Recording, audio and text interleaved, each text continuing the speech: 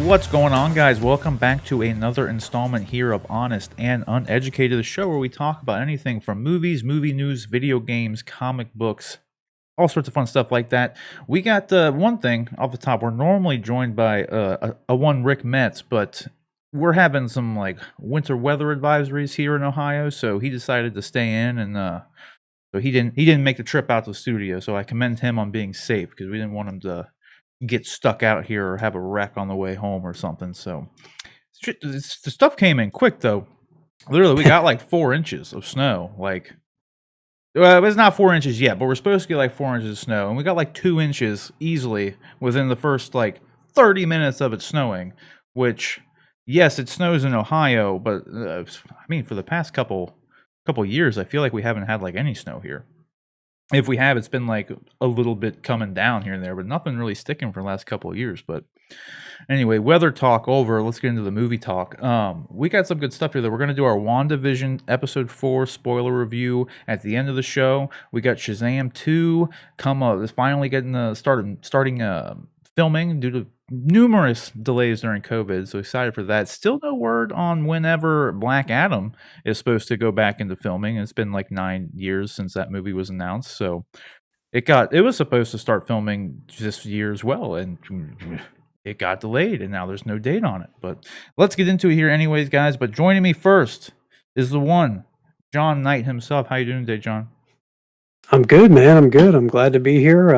Got some interesting stuff to get into tonight, especially I'm looking forward to the WandaVision talk because a lot of the criticisms or the disappointments, maybe is a better word, that I'd heard about the series so far definitely applied to what happened in this episode. So like, or at least were addressed by what happened in this episode. So I'm real excited to get into that. Oh yeah, this was like the culmination episode of like, all the questions you got, guys. Here's some of the answers.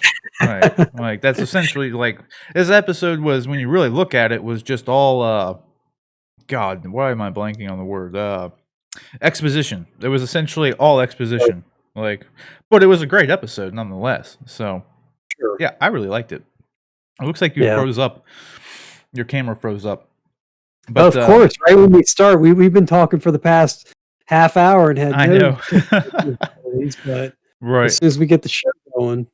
Oh, of course, no big deal though. We'll get into this first topic here. The first one we're gonna get into is the Shazam topic itself. So, I'm excited for this because I'll tell you what, despite the Black Adam thing, because I'm real excited for the Black Adam thing. The things that we got at DC Fandom, where we actually got a look at what was going on with that Black Adam movie, it got me far more excited for anything I could have actually imagined that thing being. Because there's been so many like issues with it.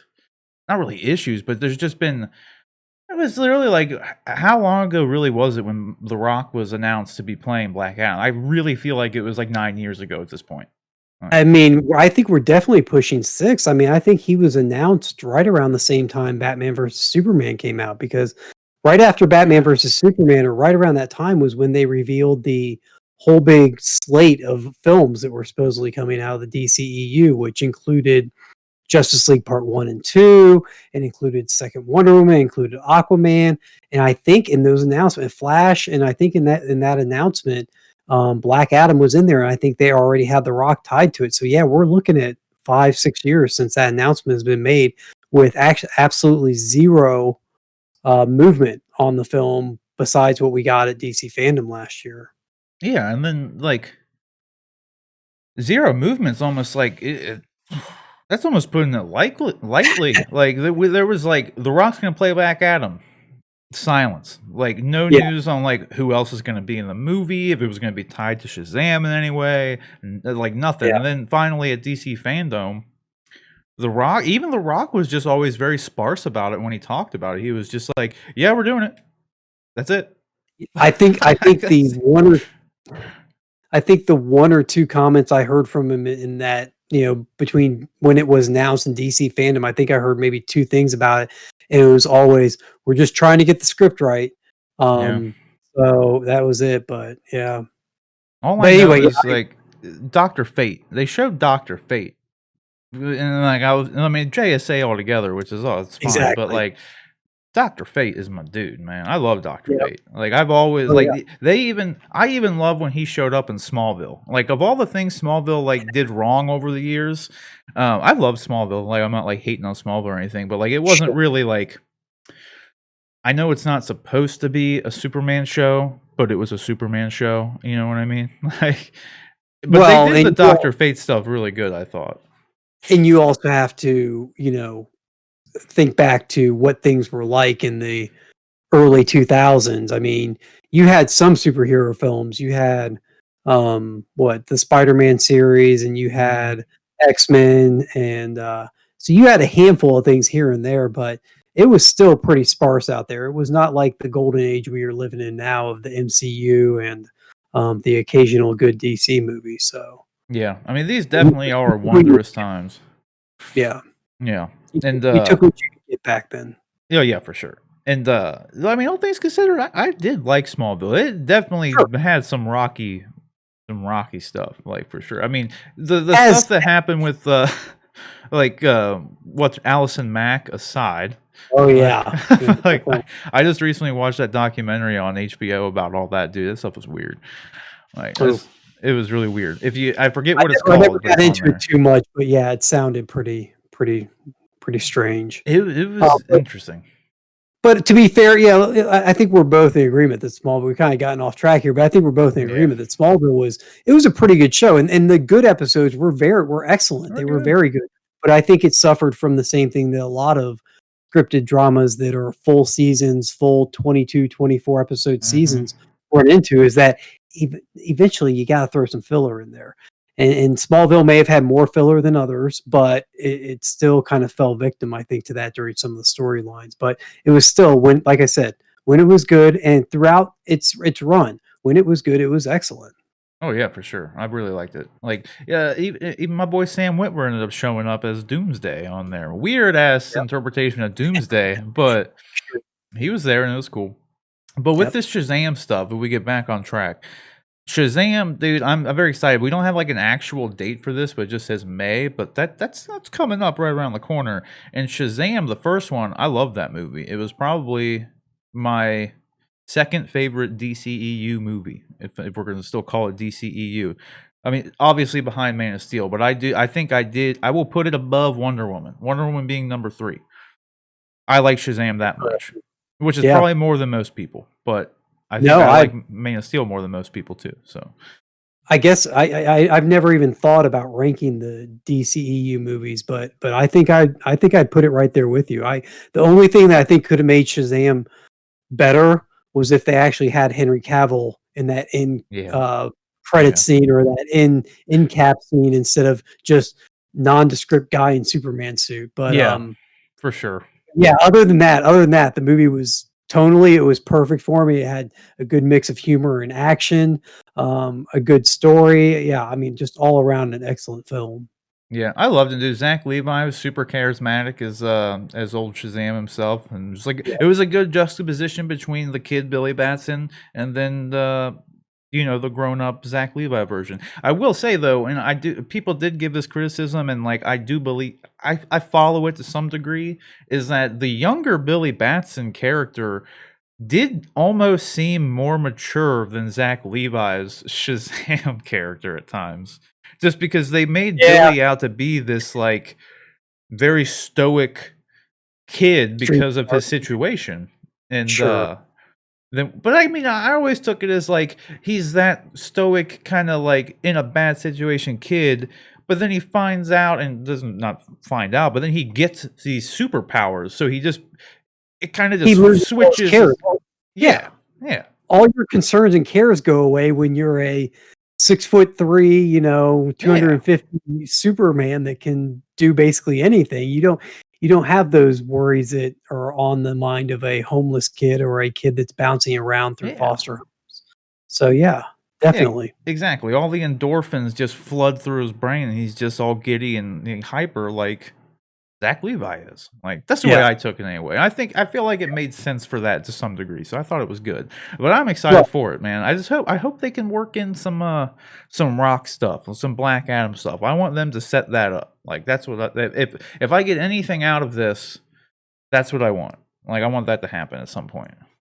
Yeah, it's interesting how those two characters are so tied together so closely. I mean, Black Adam is Shazam's arch nemesis in the comics, but yet when it comes to the films, they seem to be kind of keeping them separate and intentionally separate for some reason. I'm curious what that's for.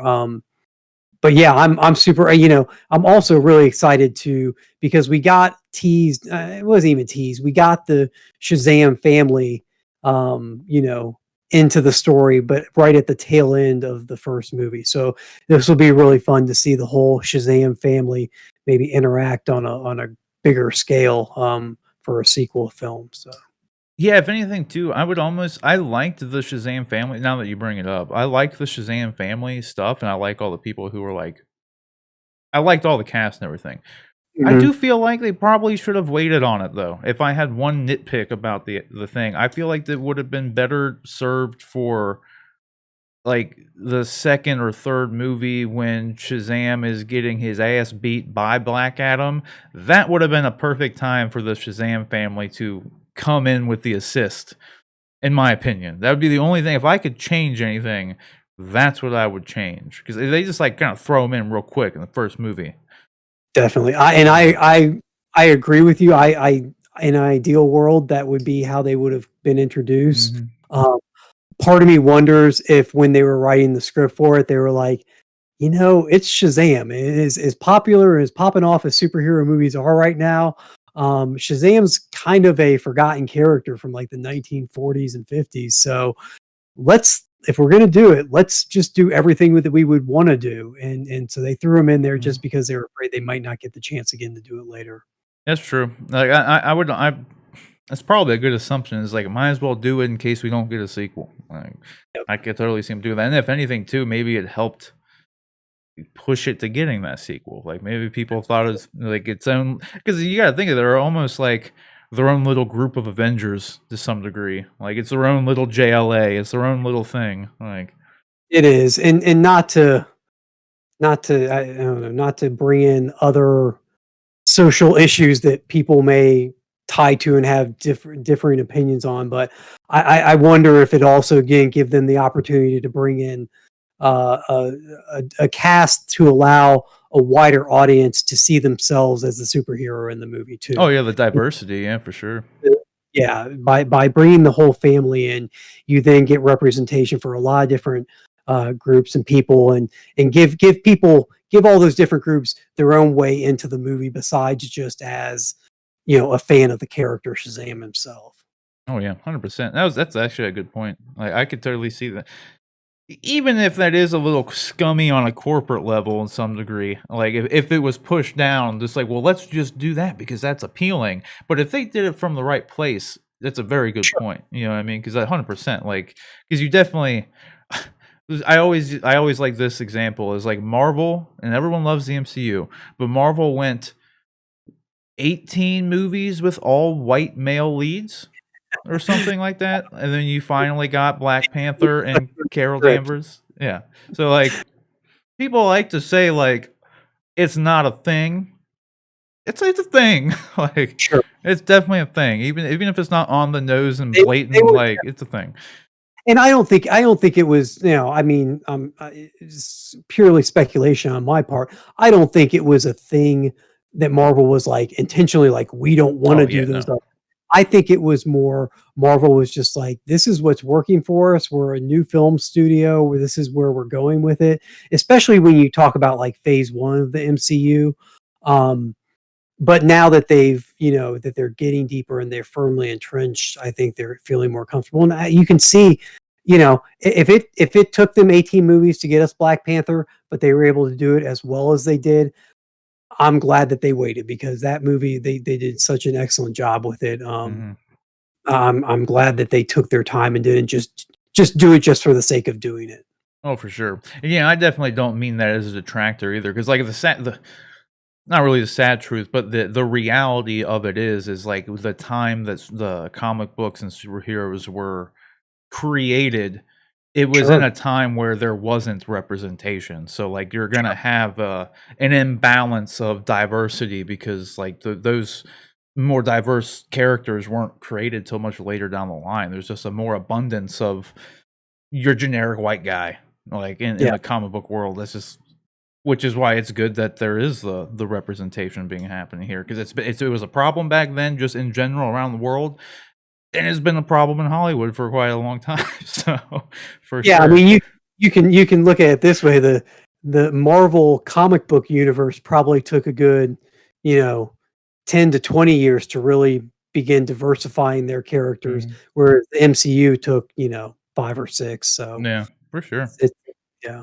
Yeah, I'm looking forward to it. But question is, guys, what do you think about Shazam 2 finally going into production? Are you like us? Are you at least for me, I really want the Black Adam thing to happen. If I could have anything happen in Shazam 2, I don't know if it's going to happen just because of the Black Adam situation being delayed and The Rock being like the busiest dude in Hollywood. So like that's the other kind of problem with it is like if you don't hit the date The Rock has scheduled, chances are he's probably got 4 other things lined up. So it's like it's not just gonna be delayed a year. It's like you're potentially delayed 2 years now. So I don't know. We'll just have to see though. Let us know what you think down in the comment section below. All right, guys. So our next topic here is some news from the Cloverfield world. Surprisingly, they are actually word has come out they are going to be doing a Cloverfield sequel, a true sequel, because they've been doing these it's kind of like spin-off-ish movies with like 10 Cloverfield Lane and then the Cloverfield Paradox. I can't remember. Was there another one? I don't really remember. I know there were those 2, and they had plans on doing more and making it like an anthology kind of series, but now there's supposedly going to be a direct sequel. It's not going to be found footage though, which I don't know, kind of makes sense. Found footage hasn't really been a very popular. It wasn't even popular back when Cloverfield did it. Really, if anything, that's one of the things that made it kind of popular again was that movie. If I had to think about Yeah, it, you had but you had Blair Witch that really hmm popularized it, but then it kinda died down, it went into a lull, and then Cloverfield, yeah, brought it back a little bit. yeah, and then Chronicle came out too around I think around the same time Cloverfield. Chronicle's a good movie, man. Dude, here's the funny thing. I've never sat through and finished Chronicle.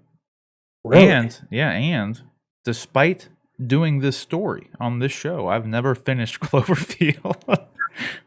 Like, I've literally watched both of the 10 Cloverfield Lane, good movie. I like that movie. Yeah. Cloverfield Paradox, not a good movie, but I watched that. Like I don't know what it is. I've literally sat down and watched Cloverfield I think 3 times and something has always came up to make me not finish it. So I've seen like most of the movie, just not the whole movie. I saw it in the theater, so I had nothing else pulling me away from the end of it, but Yeah. I can't I wish I could say you missed something, that you should really need to finish it, but yeah, it's I've seen most of it. yeah. Yeah, I mean, I know the big like the big monster dude and the little fight in the city, and they hit the thing and it goes down, and then I forget how it ends. If I'm being completely honest with you, but what I find, and I told you this before, if you want to put your tinfoil hat on here, because it says that J.J. Abrams is coming back to produce this thing, and if you don't know, like J.J. Abrams recently signed like a first look deal with Warner Brothers and everything, but to that point where you suggested, well, maybe. Because I talked about this before the show with John, and I said that maybe this leads a little bit more credence into J.J. Abrams actually doing the Superman movie. Because there's been rumors ever since J.J. signed the first look deal with Warner Brothers that they wanted him to direct Superman.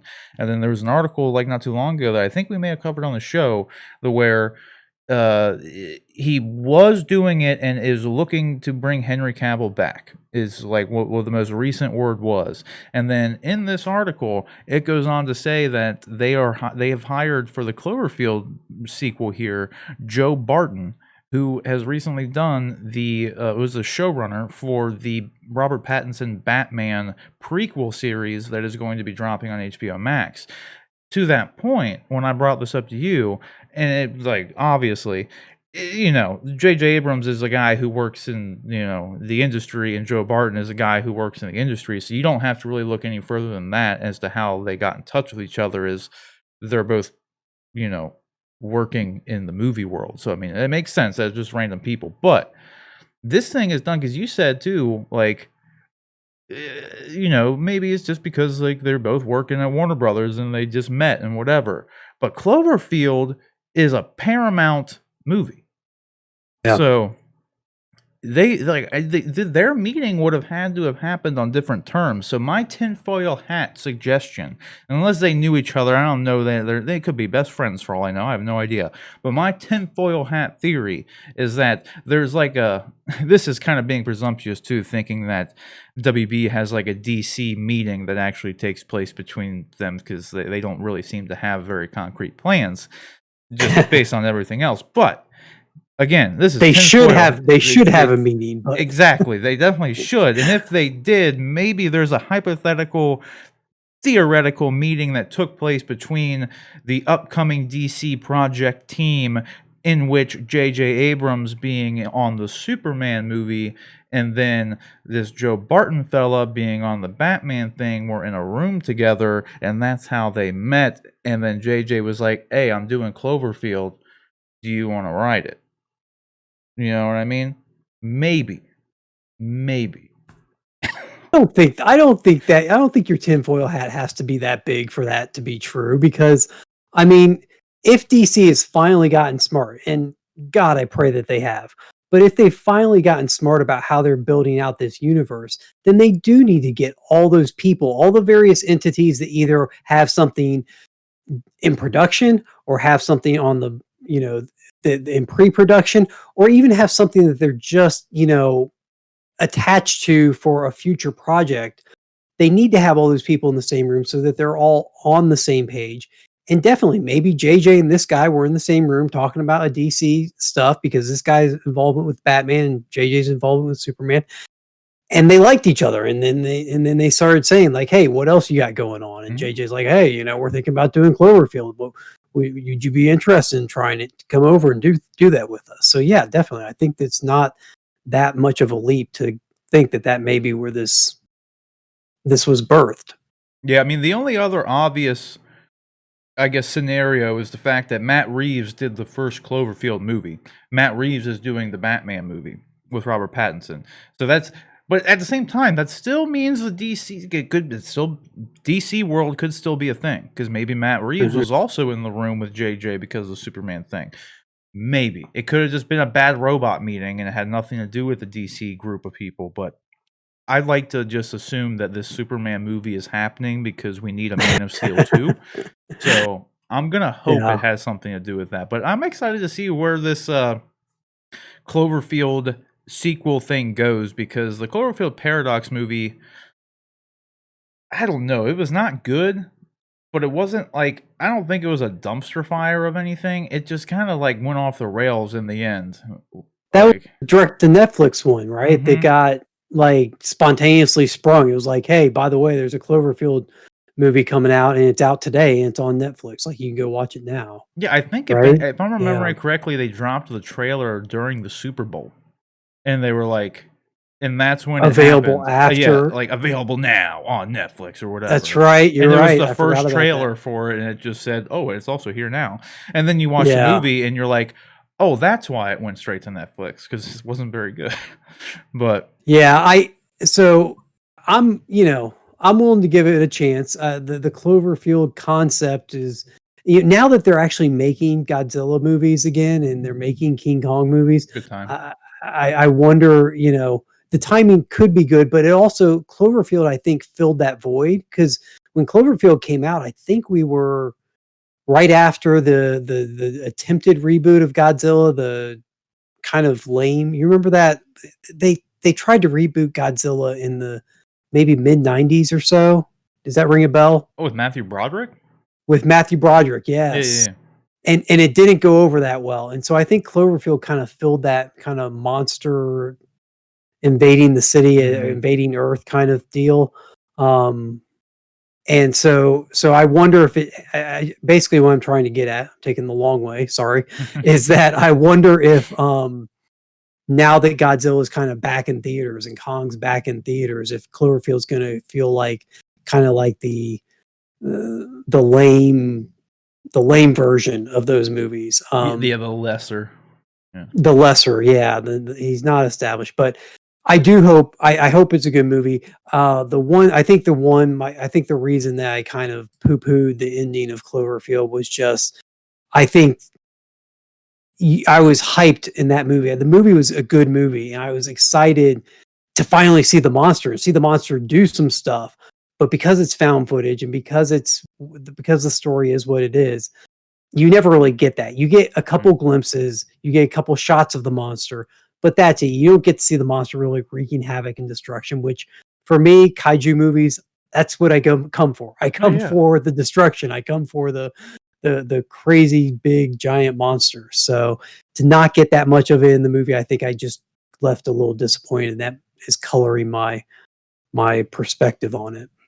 Well, that's why a lot of people didn't like the first Godzilla movie, not the Matthew Yeah. Broderick one, but the one that's the current Godzilla's, because The current run. Yeah, he was in like 15 minutes of the movie, and most of it was just like shots of his leg or shots of his head. You know, you never really got that big, wide shot. You know, I mean, they were very few and far between.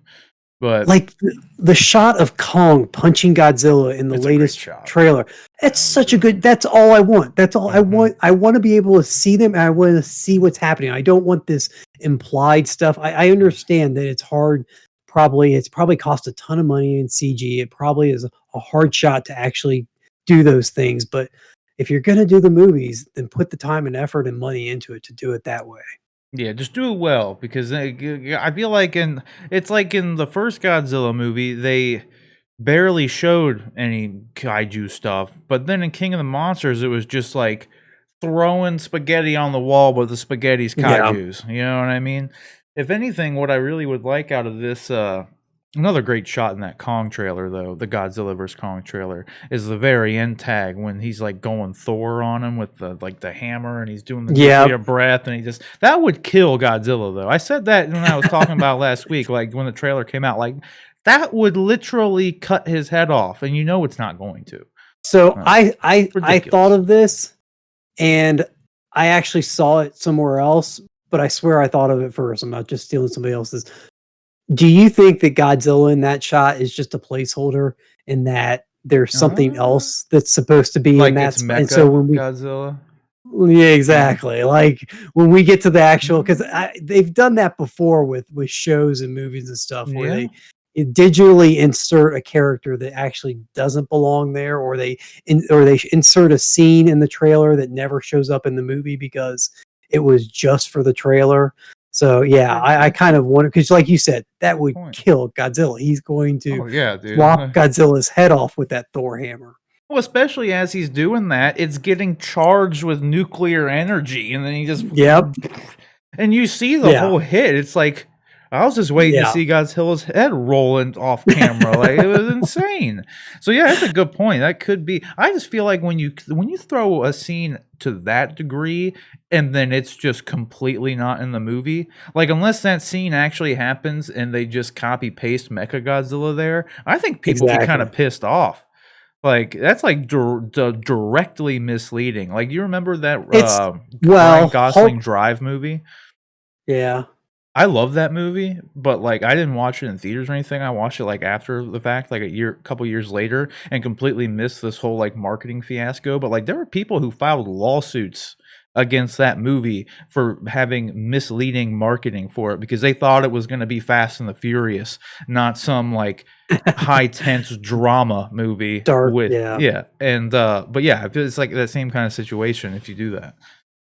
Yeah, well, I guess the most famous example of marketing not being accurate to what was it is the Hulk showing up in the Infinity War trailer in Wakanda, which obviously never happened. So I'm wondering if this isn't the same thing with the Godzilla trailer. Yeah, and that one, to your point, is not like misleading, because Bruce Banner is there when it happens. True. and he's just in the Hulkbuster. So it's like they just Yeah. replaced him there because it would have given it would have spoiled the whole arc for the movie. So if they just did a copy paste thing and that's actually Mechagodzilla, that would be the exact same scenario. If What that if scene's what just if not there, that's a big problem. what if they rotate the camera just like 30 degrees, and while from the shot that you have in the trailer, it looks like Godzilla's charging it and Kong's gonna hit Godzilla with it. What if Godzilla is charging it and Kong is actually jumping to Mechagodzilla, who's just off frame, and so he's charging it It's like a to tag team give him thing. give him the extra boost or whatever. That's cool, Yeah. man. That would be cool. That's I'm even building the that's even better. That's like some tag team action, dude. That's super cool. If I don't get that shot in the movie now, I'm going to be disappointed. Damn it! Yeah, that's why we don't speculate. That's why we shouldn't That's right. speculate. You just Why we need to stop. Yeah, you picture the movie in your head, and then you get disappointed when you don't get what you wanted to see, man. And especially when you have cool ideas like that, because that would be cool. A nice Yeah. tag team duo kind of thing would be. That's Yeah. just like when freaking Iron Man does his little beam off of Cap's shield or Cap shield. Yeah, it's the same concept. Yeah, that Or would be when cool. when Thor charged him up in Endgame, he Yeah. used his hammer. Yep. Yeah, man, that'd be cool. I would love to see Kong and Godzilla work. I just don't know how well they would work together, not being intelligent beings. And they just meet and they were just fighting in the city, but now we're gonna do these crazy combos on Mechagodzilla or something. Yeah, like But hey. Kong drawing pictures in the rubble of the city and Godzilla to show Godzilla what he wants to do. I would pay to have that scene too. That would be great. Just the game plan for it. Yeah, man.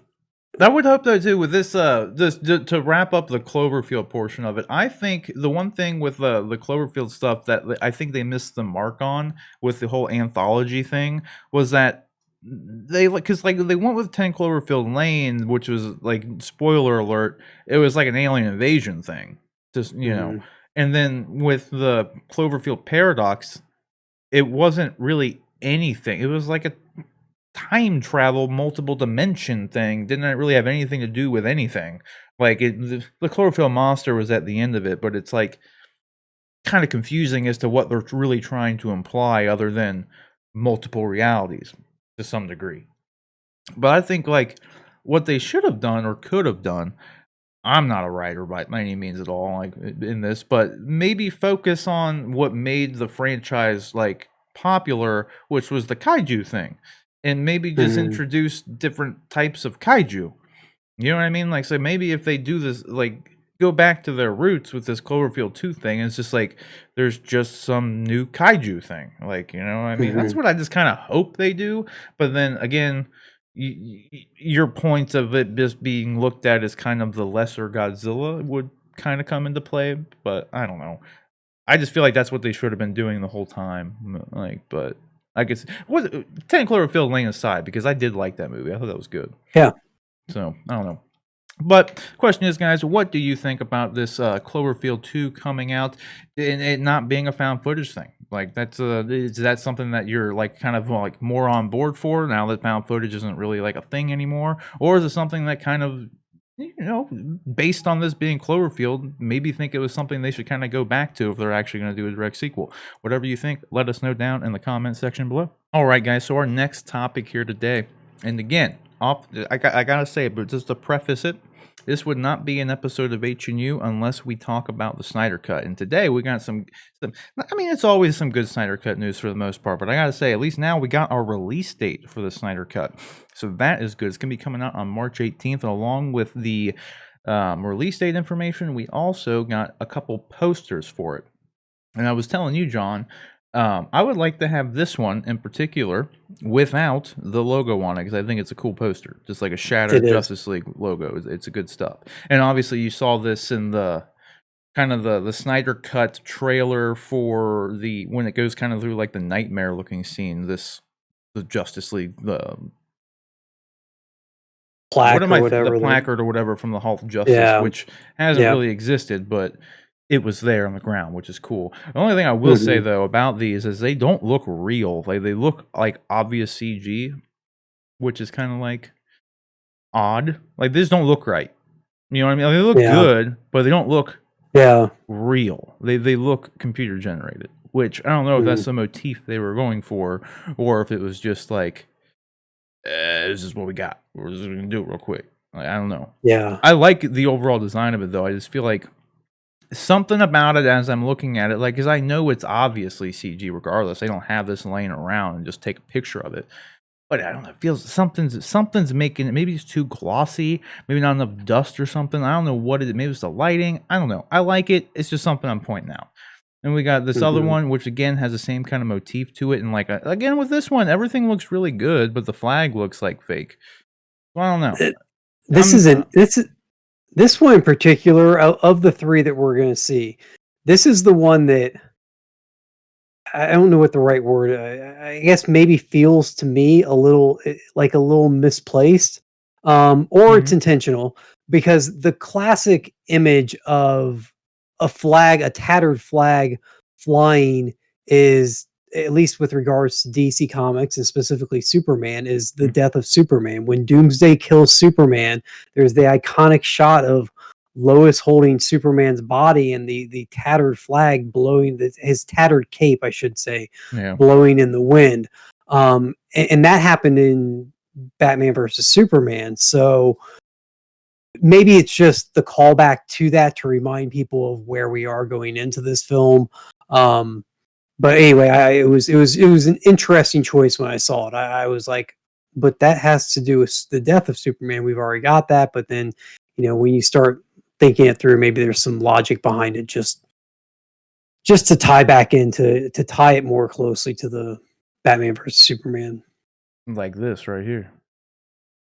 Definitely that. Trying to think of see if there was another one that or like this right here. Exactly. There you go. That's definitely that. I just love I look for any excuse to look at this statue more than anything. It is an awesome statue. So cool. Dude. It is a great statue, man. This thing, there's which one from, just to get off topic here, like always, I think it is this one. I think this is the one. Yes, this is the one. Yeah, there's a sideshow one. There's an alternate head for it, and then they have on the deluxe version all of these things. It has there's like a batarang in his leg. The cape, you can move it around and take it off of his hand. Then there's like Aquaman's trident, one of them's sword.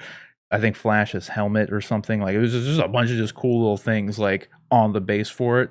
On top of it having just one of the dopest Doomsday statues like ever. So sure, it's super cool. I wish I had the money to buy it, but I don't.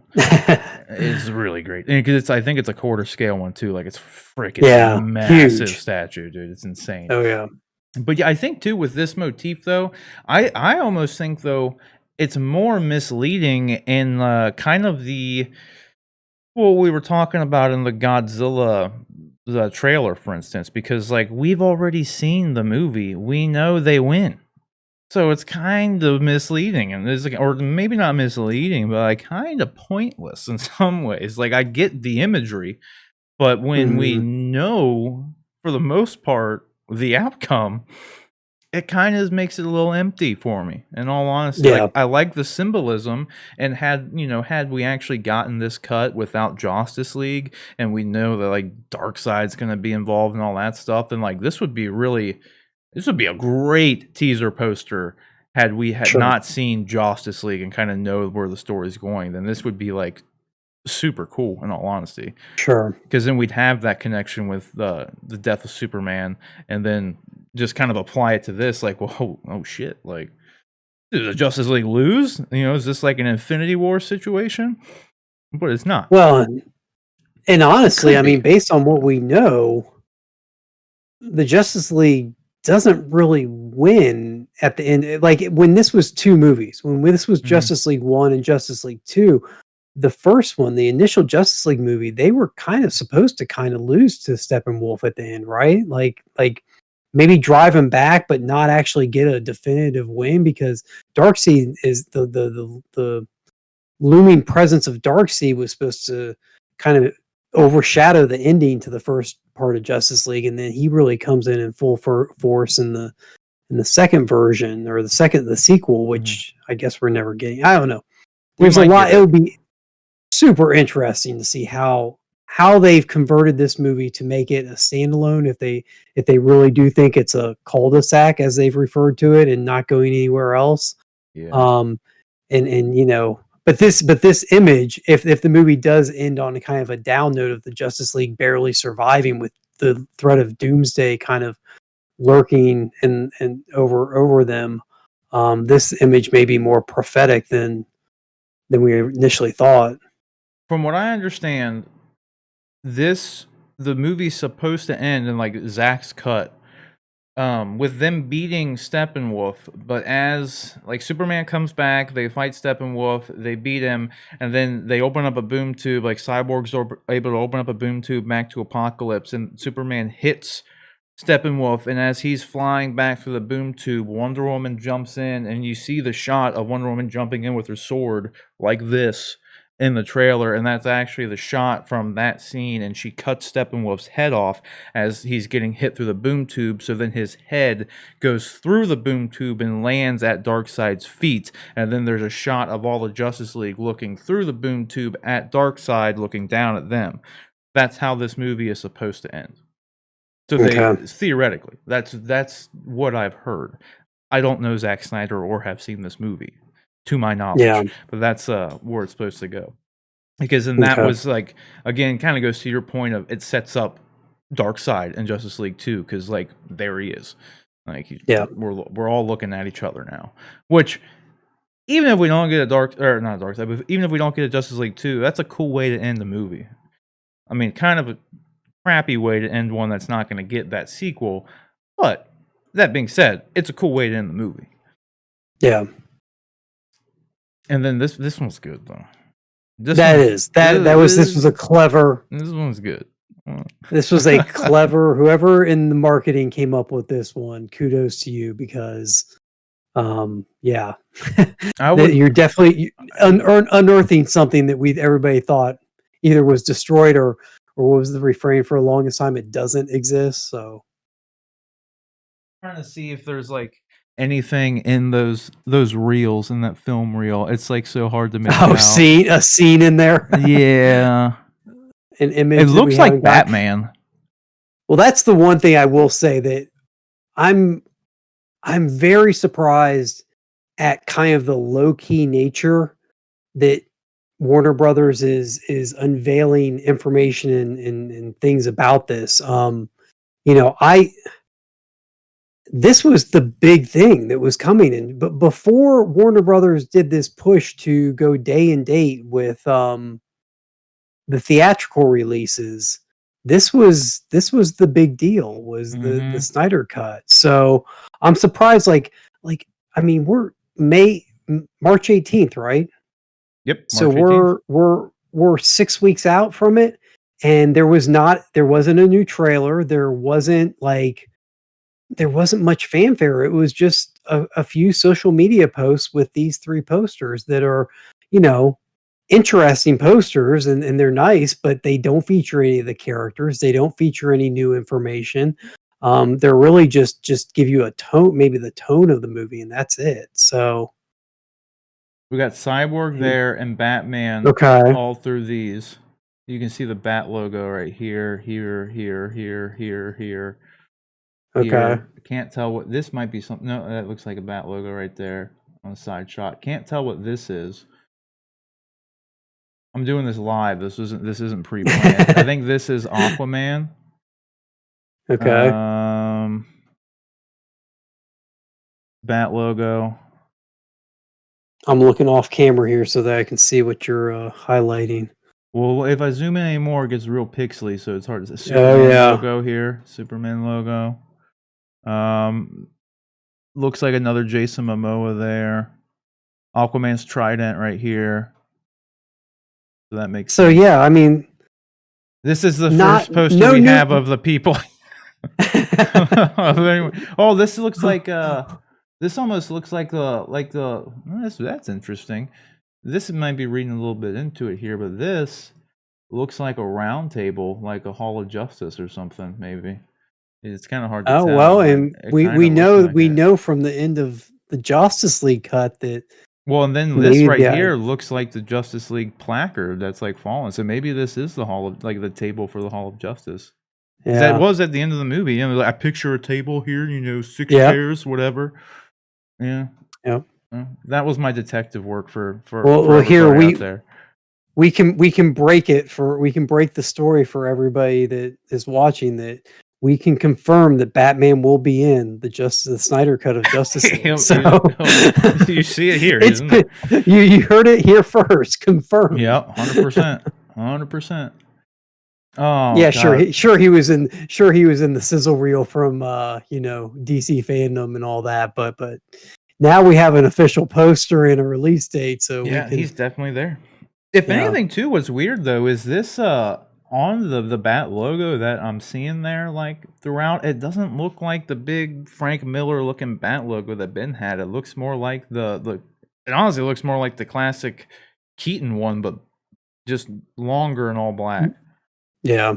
No which is yellow weird. oval. Yeah, which is weird. It's probably just because right here it looks like the Frank Miller one, but then right here it looks like the other one. Which is Hmm. it's weird. This though, this might be Martian Manhunter. I'm not even kidding. Right here, like I've already minimized. No, there's a bat logo there again. I'm gonna stop looking at this. I'm gonna be thinking about this all day. And it's just like, dude, it doesn't mean anything. It's like I know it doesn't. It really doesn't. Um, God, what was I gonna say? I had something to say about this. I don't know. Oh no, yeah, with the trailer thing though, I thought for sure, since we were getting that Godzilla trailer, that we were gonna get this Snyder Cut trailer, like 100%. Yeah. I was like, "Well, okay, well, it's gonna come out then." Since we got confirmation that was coming out, this has to be following it because this is why Godzilla got pushed back to the end of March because they set this release date. Um, That's it. Like they didn't want it to yeah. be too close to each other. So like they Yeah. moved Godzilla back, announced that this was coming out. So now that this stuff has come out, maybe by next week we'll have the trailer for it. Because that's like the Well, one gripe I have for this whole Snyder Cut thing, and I'm hyped as hell to see it. But there's been no footage. It's all footage we've already seen, and it's a Snyder Cut this time. It's like, yeah, but it's still all the same shots we saw. Like yeah. it's all the same. But I'll say this.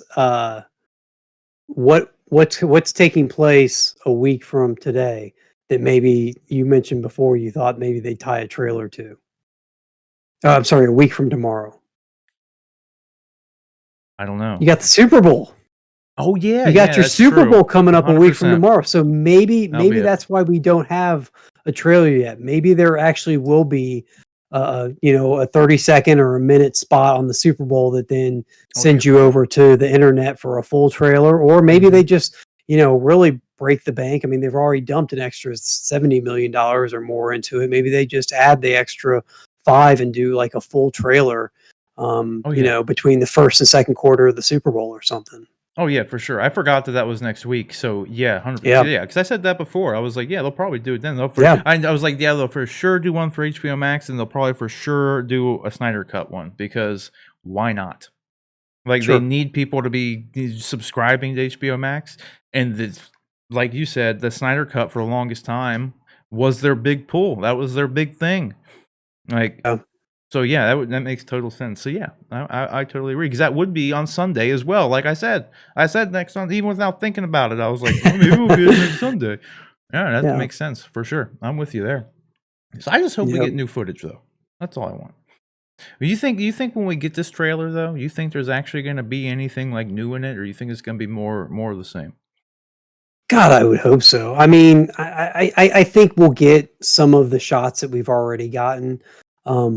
But when you're talking about a movie that has, I mean, they're speculating. I mean, all the speculation has been what? There's at least 2.5 hours of unseen, unused new footage that's available. Like, come on, you got to be able to cobble a minute's worth of that out of that 2.5 hours and stick it into what existing footage is already out there, and give us something a little different. Give us a little different flavor of what to expect. Oh yeah, you would think they would have to have plenty that they could choose from with this coming out in 2 months. Most of it's got to be done. Yeah. Like, it's crazy because the only thing that I'll And give them is like that Flash scene where he breaks through the window that was cut from Justice League when he breaks through the window to save Iris. They yeah. never finished the CG to that. So that is the only, if you want to be technical, new shot we've gotten because they had finished the CG and they have released that. But again, Yeah. we still had seen that shot. Like, Well, and the other thing that it has going for it is, as we just talked about, a lot of people out there, especially the people that are, that were pushing for the Snyder Cut for so long, have a pretty. I would guess that 90% or more of them have a good idea of what the Snyder Cut entails. They weren't just pushing for it because, you know, they heard all the stories about what it entails and what was involved with it. And plus you've got, the Justice League movie that's out there, so you already have at least the structure or the framework mhm. of what Snyder's cut was before Joss got his hands on it. And so, it's not like they're hiding big reveals. Now maybe they are giant reveal that nobody knows, and it somehow over the past 5 or 6 years has gone unearthed. But maybe there's some big reveal they're hiding, which is why we're not getting a ton of new footage. But I, I don't know. I can't imagine why else they wouldn't release at least some new footage. I'm surprised, dude. By the way, you know what would be a good thing, like a kind of a cool thing for them to drop, dude? Your camera froze, by the way. Um, since we've already seen the essence of that, that the flashback battle between Steppenwolf and the Amazonians and all that, just drop that with Darkseid in it because that's how it's going to be in the movie. Just drop that scene, like a couple Yeah, shots from that scene. Like, cause like that would get the point across, dude. Just like how, like, sure. cause it's not, cause again, that's not something that's spoiled. Like that's already been announced. Zach has said himself, the pictures of that have come out of Darkseid have only been him in that one scene. So like, dude, just drop that. That could be your marketing for the movie. Just drop that scene, but with Hmm. Darkseid in it, like it's supposed to be. That's your trailer, dude. Like that's a Yeah, pretty good trailer, and I'd love to see it. That's one of the things I'm actually most excited for is actually just to see, even though I've already seen the scene. It's just gonna be like I get to look at it for one, how it was originally intended, and for two, with my boy Darkseid in it, like yeah, or Uxas, because he's still Uxas at that point in time. Whatever, it's the same goddamn thing, the same guy. It's like saying it's Clark Kent, and not Superman. It's the same yeah. thing. Like it's the same thing. But anyways, guys, what do you think about these posters here? Do you think we're getting that trailer come Sunday on the Super Bowl? I know it's not a big deal elsewhere and it's not real football overseas, but at the same time, this is American Hollywood production. The Super Bowl is a real big deal here in America. It's the most viewed program like ever. Every year, it's the most viewed. It's a perfect place to do it. When HBO needs to get their subscribers in, this would be a perfect time for them to drop the trailer for this and then to drop more just HBO stuff out there. So whatever you guys think, let us know down in the comments section below. All right, guys. So our next topic here is a two-parter, which I'm excited for one of them in particular here, and it's we've got some new details on a second quote unquote prequel series for Game of Thrones coming out, and a Game of Thrones animated series of some sort being in the works. And I'm more excited about the former there because the proposed prequel that they're doing is Tales of Dunk and Egg, and if you haven't read like the source material for Sir Duncan the Tall and Egg, which is Aegon, uh, it's great. Like Aegon Targaryen, rather, it's like Kid Aegon. It's great stuff, man. I love these books. These are one of the few books that like I've actually like. I technically didn't read them. I audiobooked them, if I'm going to be honest. But either way, they're like I love them because I'm not the biggest like I like a lot of Star Wars books. I'm not the biggest reader out there. Like I don't really I like sitting down and reading. I'm more of an active kind. I got to do stuff. You know what I mean? And but I love audiobooks because it's a great middle ground for me because I can still do things while listening to them. It's like I've always had trouble sitting down and just reading a book because like I got ADHD, like I got to be doing something, like and if I'm reading a book that's not enough, like I my mind just I got to be doing something.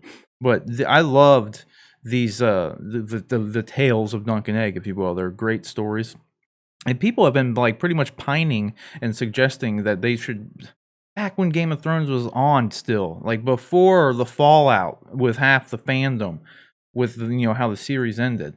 Everybody was saying like, just do it, do Dunk and Egg, dude, do Dunk and Egg. And it looks like they're gonna finally do Dunk and Egg. And I was telling John off camera that like it makes so much more sense for them to do something in regards to Dunk and Egg because, like, just like the original Game of Thrones series, all of the content is like there. Like, you literally can just adapt what already exists. Sure, it's not going to be Benioff and Weiss doing it or anything, who was like really good at adapting the original books and everything, but it's already there. You know what I mean? With the other one that they're actually have greenlit already, the what is it? The blood, the drag. What's it called? Yeah, the prequel. It's called like Fire and Blood, or what is it called? What are they calling it? House of Blood. It's about the House of Targaryens. something, I think. Yeah, I Yeah. forget what it's even called right now. I think it says on the other article, just so I'm not like sound like an idiot. I just can't remember what they keep trying to call this thing. But either way, like that story for what they're doing there with Targaryens, like technically speaking, isn't done. Like the excerpts that they're going off of, the actual source material that they're going off of for that series is from the book Fire and Blood. And that is more of like it's more similar to like the Similarian for Lord of the Rings. Like it's just like a group of like information about specific events as opposed to a story. The Dunk and Egg stuff that pre-exists right now in book form is literally stories, like pretty much scripted stories. Like they're there. The content is there for the Fire and Blood thing or whatever they're doing, whatever they're calling the damn show. For House of the Dragon. House of the Dragon. There it is. Yeah, that's based on the Fire and Blood stuff in that book, and that isn't scripted stuff. That's like someone that's pretty much exposition dumping the whole thing. Like for the most part, that's what that is. So they have to develop a hell of a lot more for that show than they do for Dunk and Egg, and Dunk and Egg is great stuff. So like I'm really excited to see that. And with this, there's still very little information on whether or not this animated series thing is even going to happen. And my thoughts between just the announcement of the Dunk and Egg prequel being in development, then they're wanting to do this animated series in development. All this is HBO desperately trying to get back that 51% of subscribers they lost when Game of Thrones ended. Like, which they should have had this animated thing ready to drop as soon as Game of Thrones ended. They knew how impactful Game of Thrones was to their subscriber count because they knew what their subscribers were prior to Game of Thrones, and they saw where it was at during Game of Thrones. So for them to be surprised about it now, you shouldn't be. Like they had all the data they needed. Like they should have known well in advance. Like we really need to have something Game of Thrones related available. Like right when this drops. Like I mean, I'm sure I'm not gonna like blame them because like losing 51% of like your targeted demographic of subscribers, no one probably would have ever predicted that by any means. But at the same time, it's like you have a little foresight. Like, I don't know. It's the most popular television franchise literally like ever in existence. Maybe have something to follow that up immediately. But that's just me. Oh, and I mean, there's it's debatable. I think it's debatable as to how well a animated series would have held the audience for it. I definitely would have held some. I mainly bring that up because it would have been easy for them to have out. Oh, definitely. No, I agree with you. I agree. If they could have tied it in some way that enticed people to give an I can't say that, it's a tongue twister. An animated series a try, then that would have. I think it could have worked. I think the bigger thing is like you were saying, like how did they not anticipate what was going to happen? I'm sure that they had numbers and trends showing that every time a season of Game of Thrones ended, subscribers dropped off by X numbers or X percentage. And to think that when the series ended, that people might, jump off at an even greater clip is not, it doesn't take a genius to figure that out. No, yeah, especially when like they have all that. They have those analytics. That's like readily available information. Like sure. So I'm just more again, though, we were kind of joking like off camera, like this is like Warner Brothers, who doesn't seem to have the best track record when it comes to planning things. If you want to look at the DC universe as an example, and I love Warner Brothers, they got some great content. HBO's got some great content. I don't know about their management though. It hasn't been Yeah. super well executed. Not that I could do any better. Like obviously, I'm not saying that. I'm just a third party observer here. Like, but Yeah. I just feel like you could have a So little foresight. I think all of this is, all this also, I think we've talked about before, but I think Warner Brothers has been kind of in disarray ever since it was first mentioned that AT&T was going to buy them. And I think, I think that they've been, I don't know what the right word is, managing, they've been managing, or they've been green lighting. They've been running their company scared. Those that are in charge have been running the company scared ever since they heard, or they first got wind of the fact that AT&T may be purchasing them, and they've been so worried about doing something wrong or giving their new corporate overlords reason to get rid of them, that they just that they've ended up stumbling and making a bunch of mistakes, and providing those same excuses, or the same rationale to get rid of them that they were trying so desperately to avoid. That's purely conjecture on my part. It just Right. I have to come up with something in my head to explain why almost everything WB does nowadays seems to go off the rail in some form or fashion. There's very few things that you look at the history of the company and the history of the studio, and it's been so good. They've produced so many wonderful and excellent, not just individual programs, but series as a whole. They've done films and TV and so much good. And you just look at the past 5 years and you go, what in the world is going on over there? So Yeah, it's a big question mark. It is just like, well, what happened and who's running that show? And like to your point, that's when the AT&T stuff happened. This has been yeah, in the last 5 years, so I'm sure it's had an effect.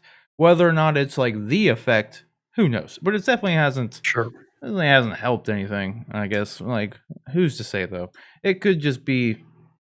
I don't know. I just go back to the whole debacle with Justice League when it came out, and like the movie wasn't ready to come out, and it literally got pushed and forced to come out in December just so the people in the corporate boardrooms got their bonus. Yeah. Like that's the only reason that movie came out in December in 2016 was because it needed to come out before the end of the year so that they got their bonuses. It Yeah. didn't matter if the movie was good. They knew the movie wasn't good. Everybody knew it once they saw the movie. It wasn't good. But they got their bonuses out of it, so that's all that really Yeah. mattered. And then half of them got fired because that's when the AT&T shit happened. So, Yeah. which is why they needed their bonuses because they knew they were going to lose their jobs come the first of the Yeah. year.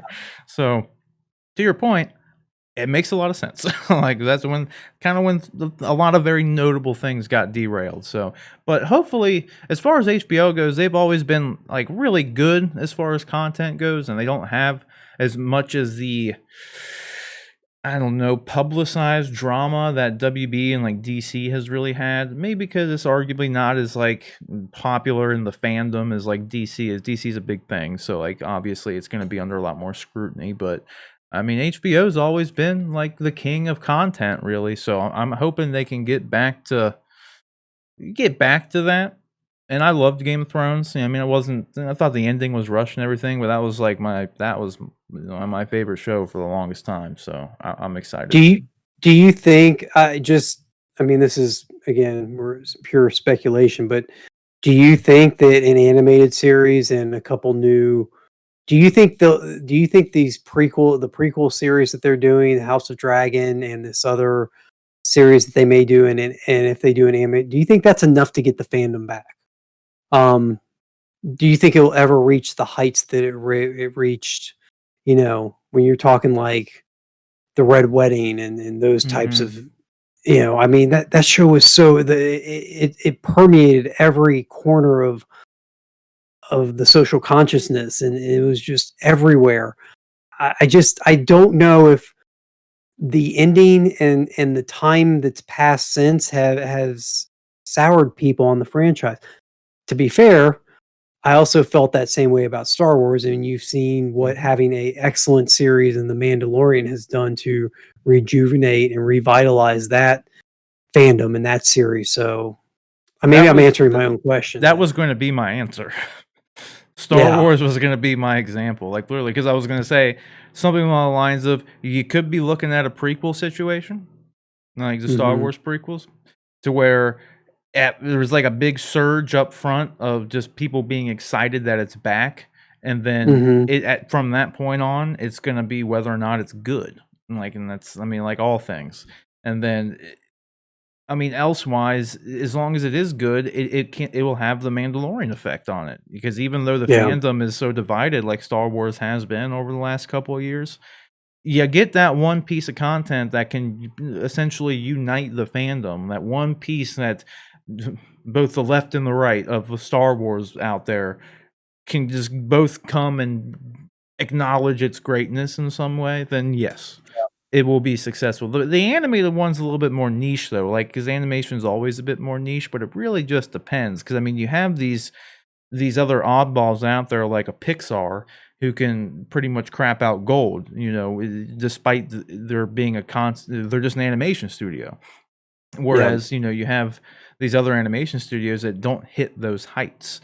So it's kind of up in the air with the animated. Like I'm even on the fence about the animated one because, like, again, there's no information on it. I love the lore behind the whole Game of Thrones world, so like I will watch it. Like I don't like I'm not split on it. That's just like do with the Star Wars thing. Like I don't care, like, I didn't like The Last Jedi or Rise of Skywalker, but I'm still gonna watch anything you put that label on. I Yeah. don't care. I like the stuff, like, I like the lore, and I'll hold out in hopes that it's gonna be something as good as the original trilogy or The Mandalorian or anything that or The Old Republic. I'm willing to give it all of a shot, like, 'cause it's guys. So I hope people do the same. I think most people probably do the same, but there's always that other group out there who's just once they decide that hating it is cool, they're always gonna hate it. Kinda like the prequels. Like, Yeah. even people now still hate the prequels. It just doesn't matter. They've always hated them, they're gonna hate them, which is fine. You're totally allowed, but this is Yeah. what it is. So My biggest fear with Game of Thrones specifically is that kind of like Star Wars. At least you had the original trilogy, which most people came away from loving, and that's where their fandom has its roots in and where it started. And so you have that baseline, and then yeah, you have some dips and stuff, but it always goes back to that initial first set of so the initial story, and everybody seemed to love it, and it became a part of them. Game of Thrones, because it ended on such a divisive way. I wonder if it walked away. And by some people, I mean me specifically. I have this. I have this because I love that series so much. I can't count the number of people I told either in my job or in my family or friends, like, you gotta watch Game of Thrones. Like, I know it's fantasy. I know it's not your typical thing, but you gotta just give it a try. Watch the mhm. first season. If you don't like it, like, all right, I'm sorry I wasted a few hours of your life, but like, you gotta give it a try. And then by the time we got to the ending, I was like, man, I wasted like many hours of not only other people's lives, my own life, because I was so disheartened by the way it ended. Um, I hear you. and I want it back. I want to be in that world, and I want to be in it when it was good and when I really liked it. And so I'm curious if they can get it back. The only thing I would say to that is, like, and what I tell most people, because I know what I can kind of equate to that scenario is like people worried about reboots, and they're always like, "Oh, but it's gonna ruin the original if they remake it." It's like, you know what? No, it doesn't, because even though you didn't like how it ended, it doesn't change the fact that there was all that good stuff that you loved leading up to it. You know what I mean? Like, yeah, all that stuff still there. The first 6 seasons, it was all good. It was just the last couple episodes that were bad, like Yeah, for most people. So the show is still, as a whole, an excellent television show, if not the best ever made. You know what I mean? Like you can't take away from it just because like It got rushed, and I'm gonna be the first to admit, I'm not like I said, I'm a huge Game of Thrones fan. I love Game of Thrones. I love the lore. I did not hate it. Like, I thought it was fine. Like, the ending was fine. It was just rushed. Like, what they did, I don't have a problem with. It's how they did it that I have a problem with, you know what I mean?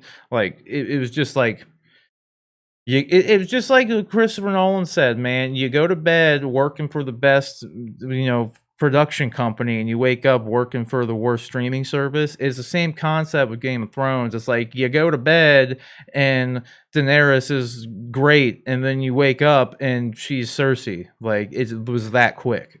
Like you know what I Yeah, mean? It was like things like that were just like it wasn't out of left field. It was just the way they fucking introduced everything and just made it happen. It was just like she went to bed a good guy and woke up a bad guy. like, yeah, like it was like okay, you had years and years and years to build up to it, and you put the little pepperings in there every once in a while, but you never leaned into it to this degree until all of a sudden. Like I don't know. Story for another time. I'm excited for the shows though because I love Game of Thrones. God damn it!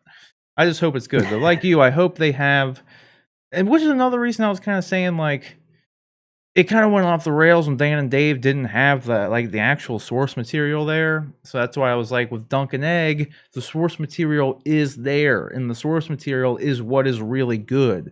And it's like we kind of saw with evidence that once anyone had to deviate from that source material to the degree of like Dan and Dave, even when they didn't have the books there anymore to guide them, the show suffered. Like it straight up yeah, suffered. It wasn't as good as it was before.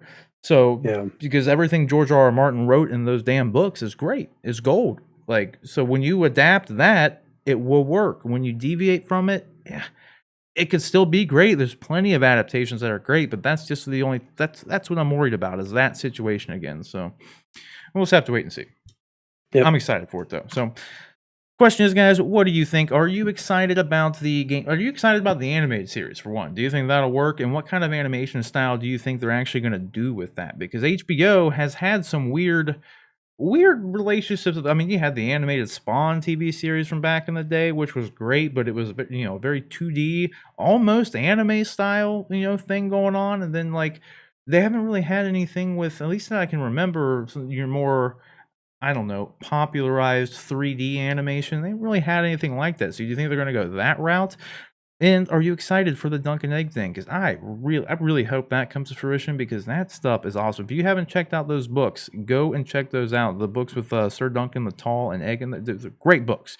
So go check it out and let us know what you think down in the comment section below. All right, guys. So our penultimate topic here before we get into our WandaVision episode 4 spoiler discussion here is another HBO story, another Warner Brothers kind of story because they are this kind of goes in line with what I was just saying about the Game of Thrones thing, where like I feel like in a lot of ways, not to no fault of their own, they are desperately in. I mean, they're desperately trying in this way, but they're needing as well. They are needing something to bring subscribers to HBO Max because they are trailing behind. They're like arguably got the best content out there, and they can't muster up half the subscriber base as like Disney Plus has. And I've said it before, I've said it a million times. Disney Plus has come within a stone's throw away of a subscriber count as Netflix with one show. Now they have two shows, but they did it all with Mandalorian before. And HBO Max, man, like they just been. I don't know. Story for another day. I don't need to get into the HBO Max problems again. But what they're doing now is they're in talks here to bring a Harry Potter series into development. And this is a great move by them, but it does bring a lot of questions like from me. Like one, and I'm curious to get your thoughts on this because we haven't talked about this at all. For one, are you a fan of the Harry Potter stuff? Like, 'cause I think you said you haven't really seen them, or am I thinking of someone else? No, no, you're thinking of me. That's what I So thought. I love the Harry Potter books. I've read them a couple times each. And as somebody that doesn't read a lot of prose, doesn't read a lot of a lot of novels. I mainly keep my reading to my graphic novels.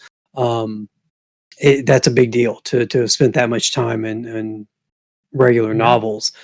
So yeah, I absolutely loved them. I watched the first Harry Potter movie. I thought it was okay. I've fallen asleep 3 different times on the second Harry Potter movie, Mm. and I gave up. I gave up trying to watch the movies. I've been told by virtually everyone that's a Harry Potter fan to just skip the first 2 movies and start with 3 because they get really, really good.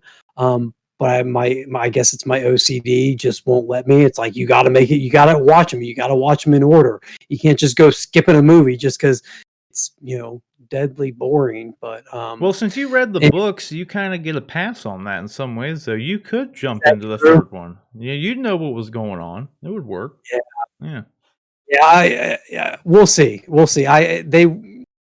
Well, we this is part of, I think, what you were gonna get into, but with my HBO Max subscription, I kind of like the idea that, I would have access to the Harry Potter movies and be able to Mhm. watch them kind of at my leisure should I decide to jump back in. Um, but when we started talking about this, well, go ahead and you tell them. Oh, no, yeah, I was gonna say, the next part of it will because, with it HBO Max is actually losing much like they lost a lot of their DC content as soon as they dropped it. Even if you remember, they were pushing in all their advertisements and their marketing initially for HBO Max, they were using DC as a huge tool in all the promotional material for it, like, "Oh, you come here for all the DC content, blah, blah, blah," even though they had DC Universe at the time. Another just big misstep by them. But now, the Harry Potter stuff is gonna be leaving HBO Max to go to Peacock until 2025, so a pretty long time. Oh, it's not going to be leaving. It's gone. Like, I went Oh, to it's go gone look it up already? when we talked, yeah, when we were talking about Jesus. this, I was like, "Yeah, let me go pull up my HBO Max subscription because you need to add those movies. I should probably get caught up." And it's gone. Like, it's not even on there right now. So, Mhm. Oh, yeah, I mean, this yeah. article even was written back in August, so, I don't know when it all left, but this article I have pulled up here is back from August. Yeah, they Yeah. left on August 25th. Yeah, Yeah. Jesus, dude. That's insane.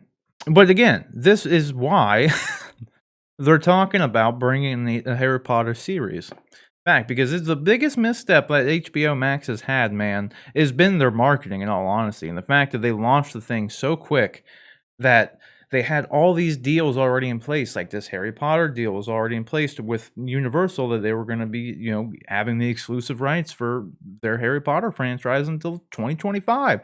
Why on would like 2025. yeah. Like, that's insane to me. I mean, we're talking we just started 2021. I mean, we've got another 4 years before HBO Max gets arguably one of their top 5 series back on their streaming platform. Mhm. Which, That's just insane. which is why they're gonna try to pump out a series for sure. But with that, with this is interesting. Since you haven't really seen the movies, my main thing with this was: are they even going to try? Is it possible for them to even like get the original cast back for this series? Is this even gonna be? Is this gonna be a sequel series?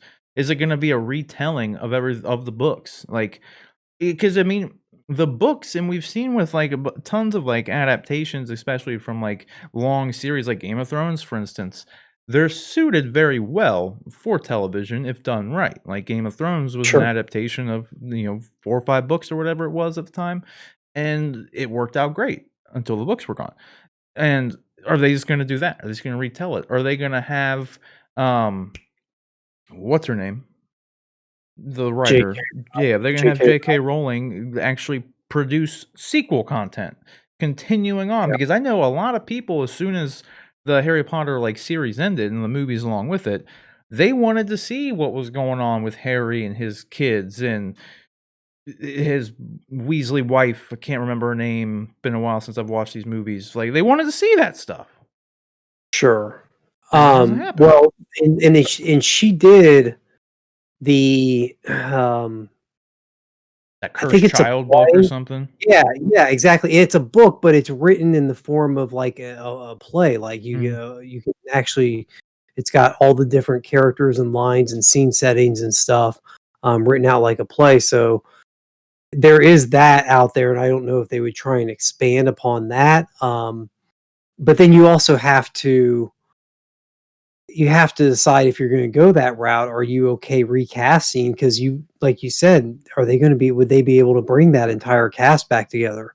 Um, who knows? No, for me, I'd be. It's weird. I'm not the biggest like Potterhead, as they call him. Which I mean, honestly, guys, that's not the greatest name for your fandom. It's such a weird name, and I like Harry Potter a lot. I just never liked the term Potterhead to begin with. Like side note on that. But I'm not one. But I really like. Do what? Is it too pothead? Is it No, because I went to high school and that was fun. I'm fine with that. Like I don't care about that. It's just the name of it in general. Just like it doesn't flow off the tongue. Like I don't need to. Your cam froze. I tried to unfreeze you. I was thinking maybe it was Discord. If I just like redo it, it'll just pop you back up, but it didn't work. I don't. It's just a dumb name, Potterhead. Like maybe that's why. Is it a play on pothead? Because I guess if it is a play on pothead, then maybe it makes more sense, and I can get on board. That was the first thing I thought. The first thing I thought was there was just a clever like, "Hey, we're not potheads, we're Potterheads" or something like. Okay, well, if I'm just being an old man and like that's always been the intent, and it just went over my head, then it's okay. Then it's an okay thing. Okay, I'll accept it. It's fine. It's allowed. Yeah, it's fine. It's good. It's more clever than I thought it was at the very least. That's fine. I don't know. I just thought it sounded stupid for everything. Like you didn't hear like Marvel people just like I'm a Marvel head. You know what I mean? It was just like Harry head is just a weird. It's just too true, right? Just like I'm a Harry. Yeah, of course. Right. Yeah. With that though, like I'm good if they redo it and just kind of tell it over again. Like I guess I'm good with that. But I would like if I had it my way, I'd rather just kind of see it go on with the original cast. Like I think that would be more compelling. Here's an interesting thing about the Harry Potter series is that because the books came first, a lot of people, and I would venture to say most people. Now, I probably shouldn't say most because I don't know how many people the movies brought in that never read the books, but I will go ahead and say most. Most people had their own preconceived ideas about who these characters were, what they looked like, what they sounded like prior to the movies coming out. So while Daniel Radcliffe and who are the other characters? Emma Watson. Actors, well, Emma Watson, Grant. Yeah. While they embody the roles for a lot of people, they may not have been exactly who they had in their head. So recasting those roles maybe isn't as difficult as something like Star Wars, where the first time you meet those characters, they're being embodied by an actor, and so you immediately associate all the characteristics and physical attributes with those characters, with the actors portraying them. Yeah, that's true. I do know. I mean, at the very least, Harry Potter was a hugely successful financial franchise for them. The God, I think both. I'm trying to think. I just read the numbers for it. I want to say like between all of them, I think it was about $4 or $5 billion. So like pretty good. There's 6 movies, if I'm remembering correctly. So like not 8, I believe. Was there 8? Because there's 7. There's 7 books, and they split the last book into 2. 2, yeah. God, I felt like there was only 5 or 6 books, and then like I thought there were 5 books, 6 movies. I don't know. God, it's like a blur, dude. I mean, I'm as old as Daniel Radcliffe, so when this stuff came out, I was his age. You know what I mean? Jeez, it does seem like a long ass time ago, though. Too, at the same time, like well, when sure. I mean, it was early 2000, like 2011, 2012 was when the last Deathly Hallows came out. Maybe. Man, I mean, we're almost a decade away from it. Maybe. I don't remember exactly, but I remember like seeing it in theaters though. I feel like it's been quite a while since. Spot on, dude. Well, yeah, 2011. 2011, yep. So yeah, we're 10 years away. Yeah. And we're 10 years away from the final movie, which is we're even further away from the final book having come out. Mm-hmm. Yeah, and I mean that means the first movie, I think that came out in like 2000, 2001 or something. Yeah. So I mean, it's definitely 10 years since the last movies. That's a long enough time to do a reboot or remake, like, in most terms. As long I could see them doing the whole, "Let's just retell it," and they can tell a lot more of Mhm. it in the long form content that, a TV show would provide, 10 episodes per book. You get more out of, like, each movie, so, I mean, there's a lot of stuff they didn't cover in the books that they could cover in the show if they did do the retelling of it.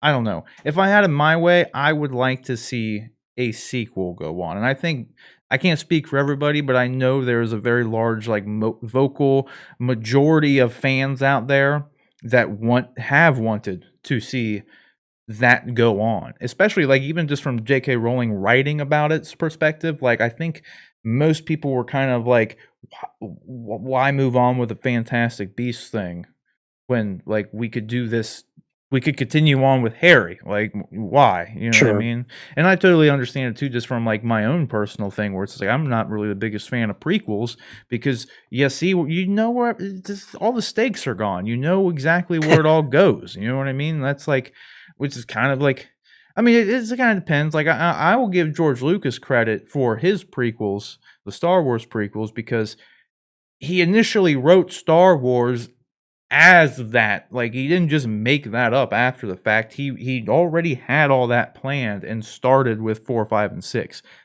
He Yeah. so, I mean, that's just he had to tell it the way he did because back in the day, people weren't very, like, on board with his plans in the '70s to tell this weird ass space movie with talking dogs flying spaceships being, like, people were on board with it. So, like, telling the story of Anakin wasn't really a good time at that point in time. So, yeah, I understand all that. It makes sense. And then so whatever. But the Fantastic Beasts things is not really like that. It's like, maybe she had it all planned out too. I don't know. But those movies haven't really been as, like, successful, even to, like, the Potter fans as the Harry Potter movies were. No, they're not as beloved in any way. They Mhm. aren't making half the money as the Harry Potter series did. So, like, I don't know. It's no surprise to me in that regard that they're looking to do something with, like, the actual Harry Potter story. Because if you note, they're not saying we're gonna make a Fantastic Beast series or a series set in the wizarding world.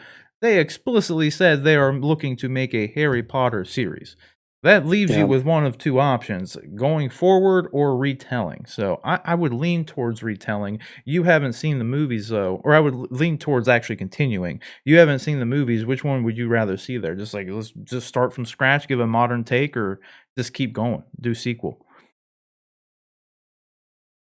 I don't know, to be honest. I love the books and I understand the desire to have more story be told, but I also feel like the books did such a good job of wrapping that story up. I fear them going back to that well and like The Cursed Child, I haven't read it, and I haven't read it because I'm afraid that, like, it won't Harry won't be in the place. I'm afraid that I'll have the Star Wars sequel trilogy effect where something about it will ruin the happily ever after ending that I got with the original series. So that's my hesitation of them doing a sequel, um, a sequel series. If they want to retell it, I'm all for that. I guess that's the one I prefer, just because I'm not a big fan of the at least the first two movies, and maybe they could modernize it or do something to draw me in more in a serialized way. Yeah, I mean, whoever was recommending you starting with the third one is not a bad idea. That is when the movies get good. But I Okay. actually really liked the first one back in the day too. Like, I actually liked that movie. Directed by Chris Columbus. It was a good movie. Yes. It Yeah. was a good movie. It was kind of, the chess scene was kind of lackadaisical, but I don't know. It was good. It was good. I like the movies. Honestly, they're good. Like, they're fine. No, I'd like to see him go on with it, but I totally see, like, there's always something worth telling, the story for, like, the new generation. Like I said, it's been 10 years, so Yeah. I definitely could see either or being on the table right now. So we'll just have to wait and see. Question is, guys, what do you think about this? Or Is it no surprise to you that HBO and Warner Brothers is gonna try to, use one of their more popular franchises, especially one that they don't even have available to them right now to even put their original franchise on HBO Max? Do you think it comes as no surprise that they're looking to develop a series set in the Wizarding World of Harry Potter? And do you want them to do a retelling of Harry Potter or continue on, have JK come on and write some new scripts for them to actually go on and tell the story of Harry and all them after the fact? Let us know down in the comment section below. All right, guys, so our final topic here today is our WandaVision episode 4 spoiler discussion, and we're going to get right into it. So, John, as we kind of said, and you kind of mentioned off the top of the show, this one was definitely the one. I don't know, I even said this was our exposition dump. This was where we got a lot of our answers, a lot of the questions that everyone's been having, like just literally everyone. We're honestly being asked by some people in the show, like the exact questions that Oh yeah, fans have been speculating. Old Jimmy Woo, I think his name is Jimmy Woo, right? yep. Woo, yeah, that was him. He's jotting them down on the board and everything. So I really liked that. I thought that was good. That was a nice Oh yeah, touch. very clever. Yep. And then I even liked the little wink and nod where Jimmy Woo again is like, wait, so someone made a sitcom with 2 Avengers in it? Like it was also like kind of like I felt like it was a wink and nod to Sure. just like to the camera and everything. So Of that was course it. good. Yeah. Yep. And I love this episode overall personally. I thought it was good. Like if anything, dude, the only thing that's like bothering me now is the whole Mandalorian effect of it all, to where I'm like, that's it? Like just the 30 minutes of it? Like I just Oh want it to yeah, be longer. Like, and I definitely. really felt it on this one. I feel like it almost worked for the sitcom episodes because sitcoms were like 22 minutes long. So Sure. like I didn't really feel that, and maybe because I wasn't like as into the sitcom ones as I was. 'Cause I said from the start, I just hope they don't spend too much time in sitcom world, because even if I love sitcom world because I love sitcoms, I love the MCU and I want to see what the hell's going on. You know what I mean? Which Yeah. kinda leads into, like, kinda what I was saying last week, where I was like, I don't think they can wait too long to, like, give people the information, and I thought it was really good for them, and it made sense for them to drop both for episode 1 and 2 right away, and then have Hmm. one, because I just felt like if you were waiting 3, 4 weeks to finally get this, people may have gotten tired. So, like, I think it was a Yeah. good idea for them to do it.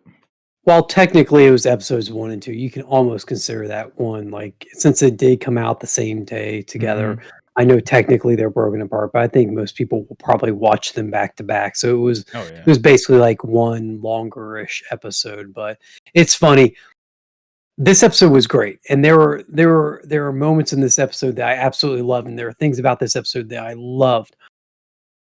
But I didn't like it as much as I like on the whole, I didn't like it as much as I like the other ones. It's funny, I Really? think I'm for whatever reason, I think I'm completely opposite of a lot of people when it comes to this series, because I was all on board for the sitcom stuff, and to not have any trace of that in this episode just kind of felt, I mean, it purposely so, I'm sure, because the title, the episode title is "Pardon the Interruption," or something, or We interrupt this program. we interrupt this program, exactly. Okay, so thanks. Yeah, but and it felt like, well, hey, I was really like, I was liking the slow reveals. I was liking the way they were kind of building stuff, and the other thing, and then you know the, the program interruption happens. So, I but thought it still, was that fitting. doesn't. Oh, it made Oh sense. yeah, it Yeah, for makes sure. perfect sense. And like you said, I think again, Kevin Feige is, to not to I guess to steal Ben Affleck's phrasing, is a Mhm. genius. I Yeah. mean, he and the people that work with him or for him or whatever, or however they consider themselves, um, they have such a great knack for it, because I think they pushed it as far as the public could go. I think the general audience, I think they said, "Look, we've got about 2 episodes in us before people start, like, going, 'We wanna know what's going on,' or 'We're not,' or 'We're gonna tune into something else,' or 'I don't wanna stick around for this." And that felt like, to me, kind of the general tone of message boards and the internet and social media posts over the past week was, okay, the show's good for the most part. I like it well enough, but I really want to know what's going on. They need to do something soon. And sure enough, without missing a beat, we get the episode that dives full in on the MCU and where this is taking place and what's going on. And that's the thing too. I feel like for any of, like, the naysayers out there, because not that, like, you're, like, wrong for not liking it, because, like, everybody to each their own, right? And it doesn't matter. Um, like, I feel like this episode wouldn't have had the impact that it had we not had those 3 episodes. You know what I Sure. mean? Like, if they weren't set up that way, if the show just started with this, it'd be boring. Like, Yeah. the show wouldn't have worked. Like, I mean, If the show had started with Monica first going back to the to Sword and then going and seeing Jimmy, if that whole segment, if the first 15 minutes of this episode had been the first 15 minutes of the series, mm, yeah, you lose all that intrigue, you lose all that kind of guessing and the fun. I mean, part of me really enjoys the fun of trying to piece it together myself and figure out, as much as I also dread it too, because I'm afraid I'll put together a better story in my head or something that I want in my head that never gets fulfilled. But I'm mhm. sorry, go ahead there. I think you were kind of on the same track. Oh, no, no, no, no, yeah, like, I was just saying, yeah, like, no, by all means. I just to your point, with everyone out there, I feel like, again, had they gone and not released the 2 episodes at once, you would have had those people, like, tuning out. Because then Yeah. right now, this would be the week that we got, episode 3. Last week's, yep, Yeah, so and, with like, the so that would twins have being been born. yeah, and so that would have been 3 weeks worth. Because my only gripe with, I don't like those episodes as much as you did, but I didn't dislike them.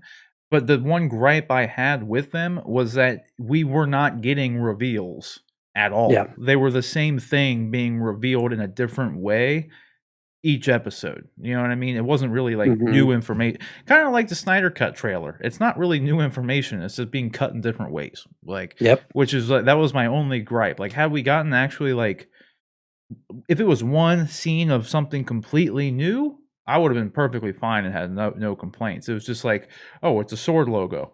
Oh, it's a sword logo again. Look at that, it's another sword logo." Like, that's all it was, like, every time. We get it. We get it. Swords involved somehow. Yeah, I was just like, "Great," but what I need just, like, one more thing than that would have been fine, but otherwise, though, I loved them regardless, and I really liked the look at the utter chaos of the undusting, or you Yeah. know what I mean? Like, that was because you gotta imagine, we just saw, like, a small, you know, blip of it, right? Because they call it Yep. the blip, They which call it the blip. I don't like that. I just like Yeah. it's the snap, right? The Like, snap. it Yep. was the snap or the dusting, like, one of the 2. Yeah. I get why they call it the blip for, like, that moment in time where nobody when everyone was gone, like, that being the Mhm. blip, like, so that 5-year period is the blip, but, like, Yeah. the actual event should be referred to as the snap, like, Yeah. that's what it is. But anyway, I guess from the general public's standpoint, unless the Avengers went back and told them, they don't know that it was a snap that caused it. that's It just fair. happened to them, That is so totally maybe fair. that's the thinking, the rationale Mhm. behind why they don't refer to it as the snap. That's a good point. That's honestly a really good point. Yeah, because nobody would know, and then half the people that do know, they got dusted. Sure. So, no one was there to really tell them at that point. But it Yeah. was just good to see, because we didn't really see it, like, Far From Home was the first we got of anything of it, right? Like, of Sure. anything, like, post that, and, like People coming back in different yeah. ages. Yeah, Yep. but you didn't see it, like, actually happen because, like, with, Yeah. Monica Rambeau literally, like, undusting in the hospital Mhm. room she was in, and then, like, everybody else in that hospital was undusting, and everyone's running around because you gotta think, being in the situation where all these people are just, like, spontaneously reappearing, and, like, she's like, "Where's my mom? Like, what's going on?" Like, like and it's like, "She died 3 years ago." Like, what are you Yeah. know what I mean? It's just like would've been a terrible time to be around, just There's for the paperwork.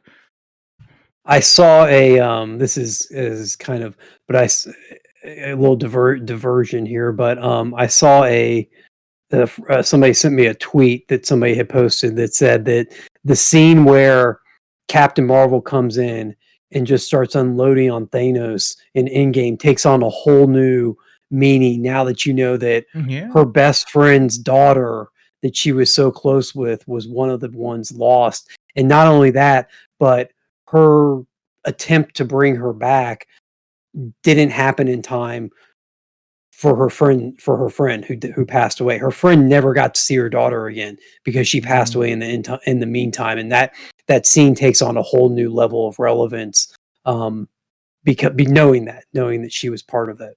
yeah, I mean, for sure.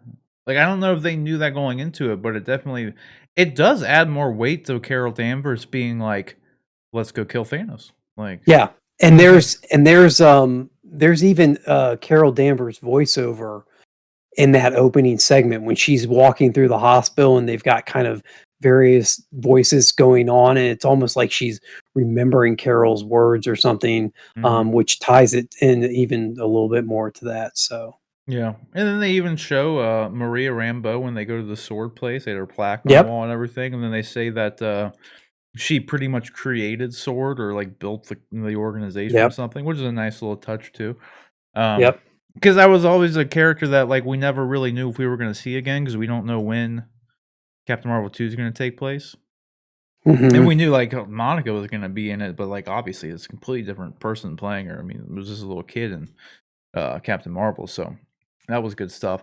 But then I didn't notice this. Like, I noticed it because everyone on the internet was talking about it, but when our boy Jimmy Woo comes in, 'cause I love that dude, man. Asian Jim, he'll always be Asian Jim to me, like, no matter what he does, that's right from The like, this Office. Yep, that's, like, one of my favorite bits, dude. It's just so funny. It's so stupid, but it's so funny. yeah, it works So so well. it was so good. But, he comes in and he does the card trick from Ant-Man that Scott was Yep, teaching him. I totally missed it when it happened, but, like, yep, I know, like, looking back on it, like, "Oh, yeah, that was that card trick." So yeah, that was just a nice touch. So I need to go back and rewatch it knowing it, like, because I totally just, like, and when it happened, oh just kept yeah, watching the show, like, didn't even think about it. So that was good stuff. That was a nice nice callback. touch. Yep, Definitely a nice touch. 'Cause then, you know what, he learned it. You know, it shows yep, character growth, man. Like, it's good yep. it's a little thing like that, man. Uh Real quick before we yeah. jump into the next part too, I just want to make a note that Marvel played a little loose with their sword acronym. Those that have read the comics know it as the Sentient World Observation and Response Department. And Marvel Studios has swapped two words out to make it the Sentient Weapon Observation Response Division. So Mhm. instead of world, you've got weapon. Instead of department, you've got division. Department and division are kind of interchangeable, Yeah. but I think that world and weapon is a distinct change that allows, because before, like we had talked about, it was mainly looking the sword looked at just extraterrestrial threats. Yeah, I By even brought changing that it up, to yeah. what Yeah, by changing it to weapon, we're able to put him back on terra firma here. Yeah, and it explains it actually it goes along with the current state of the MCU too because of the whole Shield fiasco that happened in Winter Soldier. Yeah, Because that's right. Shield's essentially been disbanded. So Yep, and my assumption is that Sword really became predominant post with Shield and Hydra and all that stuff. sure. Yep. And it makes sense on that level. It is kind of Yeah, misleading that's though a in good some call. ways with, the whole Nick Fury thing at the end of or was it Far From Captain Marvel, wherever he had that post-credit scene up in the spaceship with Ben Mendelsohn, you know what I mean? Yeah, Because that's like, right. everyone just I don't know if they explicitly said anything about Sword, but everybody assumed since he was on a spaceship that it was Sword related, and, Mhm. like so it was a little confusing because now it's like maybe that's just Secret War stuff, and he's just hanging out with Skrulls, and he has nothing to do with Sword. Like, that's kinda what I'm guessing now at this point. Yeah. Hard to say, but, um, what else happened after this? Because then we get Kat Dennings who comes in. It was good to see Kat Well, Dennings. this is where Monica, this part was interesting to me Oh, too, yeah, because too, yeah. I don't know if she has some sort of powers that we're not aware of, but she was actually able to see, or maybe it was just the proximity to being that close. She was able to see the electrical field or the distortion field. And then she actually, when she touches it, she doesn't just go in. She actually looks like she gets sucked into it, which is an interesting. It's a small little thing, but it's an interesting choice to have her be sucked into versus her just go through it and then things happen to her. So she was actively pulled into it, and just as she was later on actively expelled from it. I think that's just in like an area of effect that it's having on anybody. Because Okay. that's another thing that we don't really know. Because they first roll up and there are those two beat cops there, and they're like, "Yeah, Yeah. this Westview town doesn't exist," and they're like, "The sign's right here." Like, Funny scene. Well, yeah, the funny scene, but that drove me nuts. I wanted one of them to point to the sign or at least have them acknowledge that there was a sign there and see what they said, yeah, like how do you but they explain didn't. that? Like, Yeah, because like they looked at the sign while they were standing there, but they didn't have yeah. the confrontation with them. Like, what's this? What's Hi, yeah. can you No explain this to Westview? me? Yeah, Yeah, like, and it's like, but they do go like, "Where are you from?" Eastview, and it's like, yeah. okay, The squad car actually says Eastview on it too. It's not just like their memory's been changed, or if it has, then whatever is going on has affected the outside world physically too. mhm. If that's what's going on, because or maybe there actually is an Eastview and they're just over from Eastview and they're protecting or whatever. I have no idea, but I just found it interesting that they didn't just think they were from Eastview. Their squad cars actually Yeah, said Eastview on them. right. Well, that's the other thing too with like the memory wipe thing, because I didn't really think it was for like them, because like what they were saying is like maybe it's the proximity effect of people just like Hmm. don't know it's there, but they know it's there. So it is like kind of a weird thing that like me. I mean, it just wasn't answered. We don't know, but it's weird. That's one thing I don't really Yeah. have answers for, because I feel like a lot of the predictions that I had came to fruition.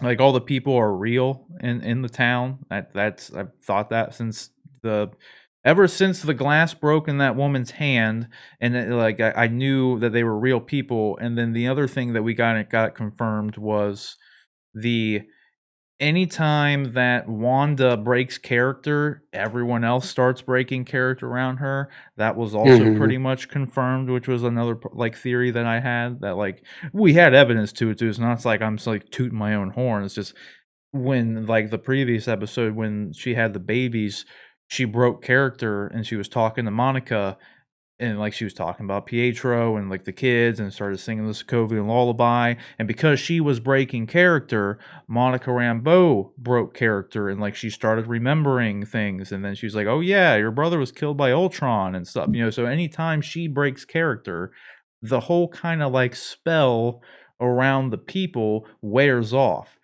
Hmm.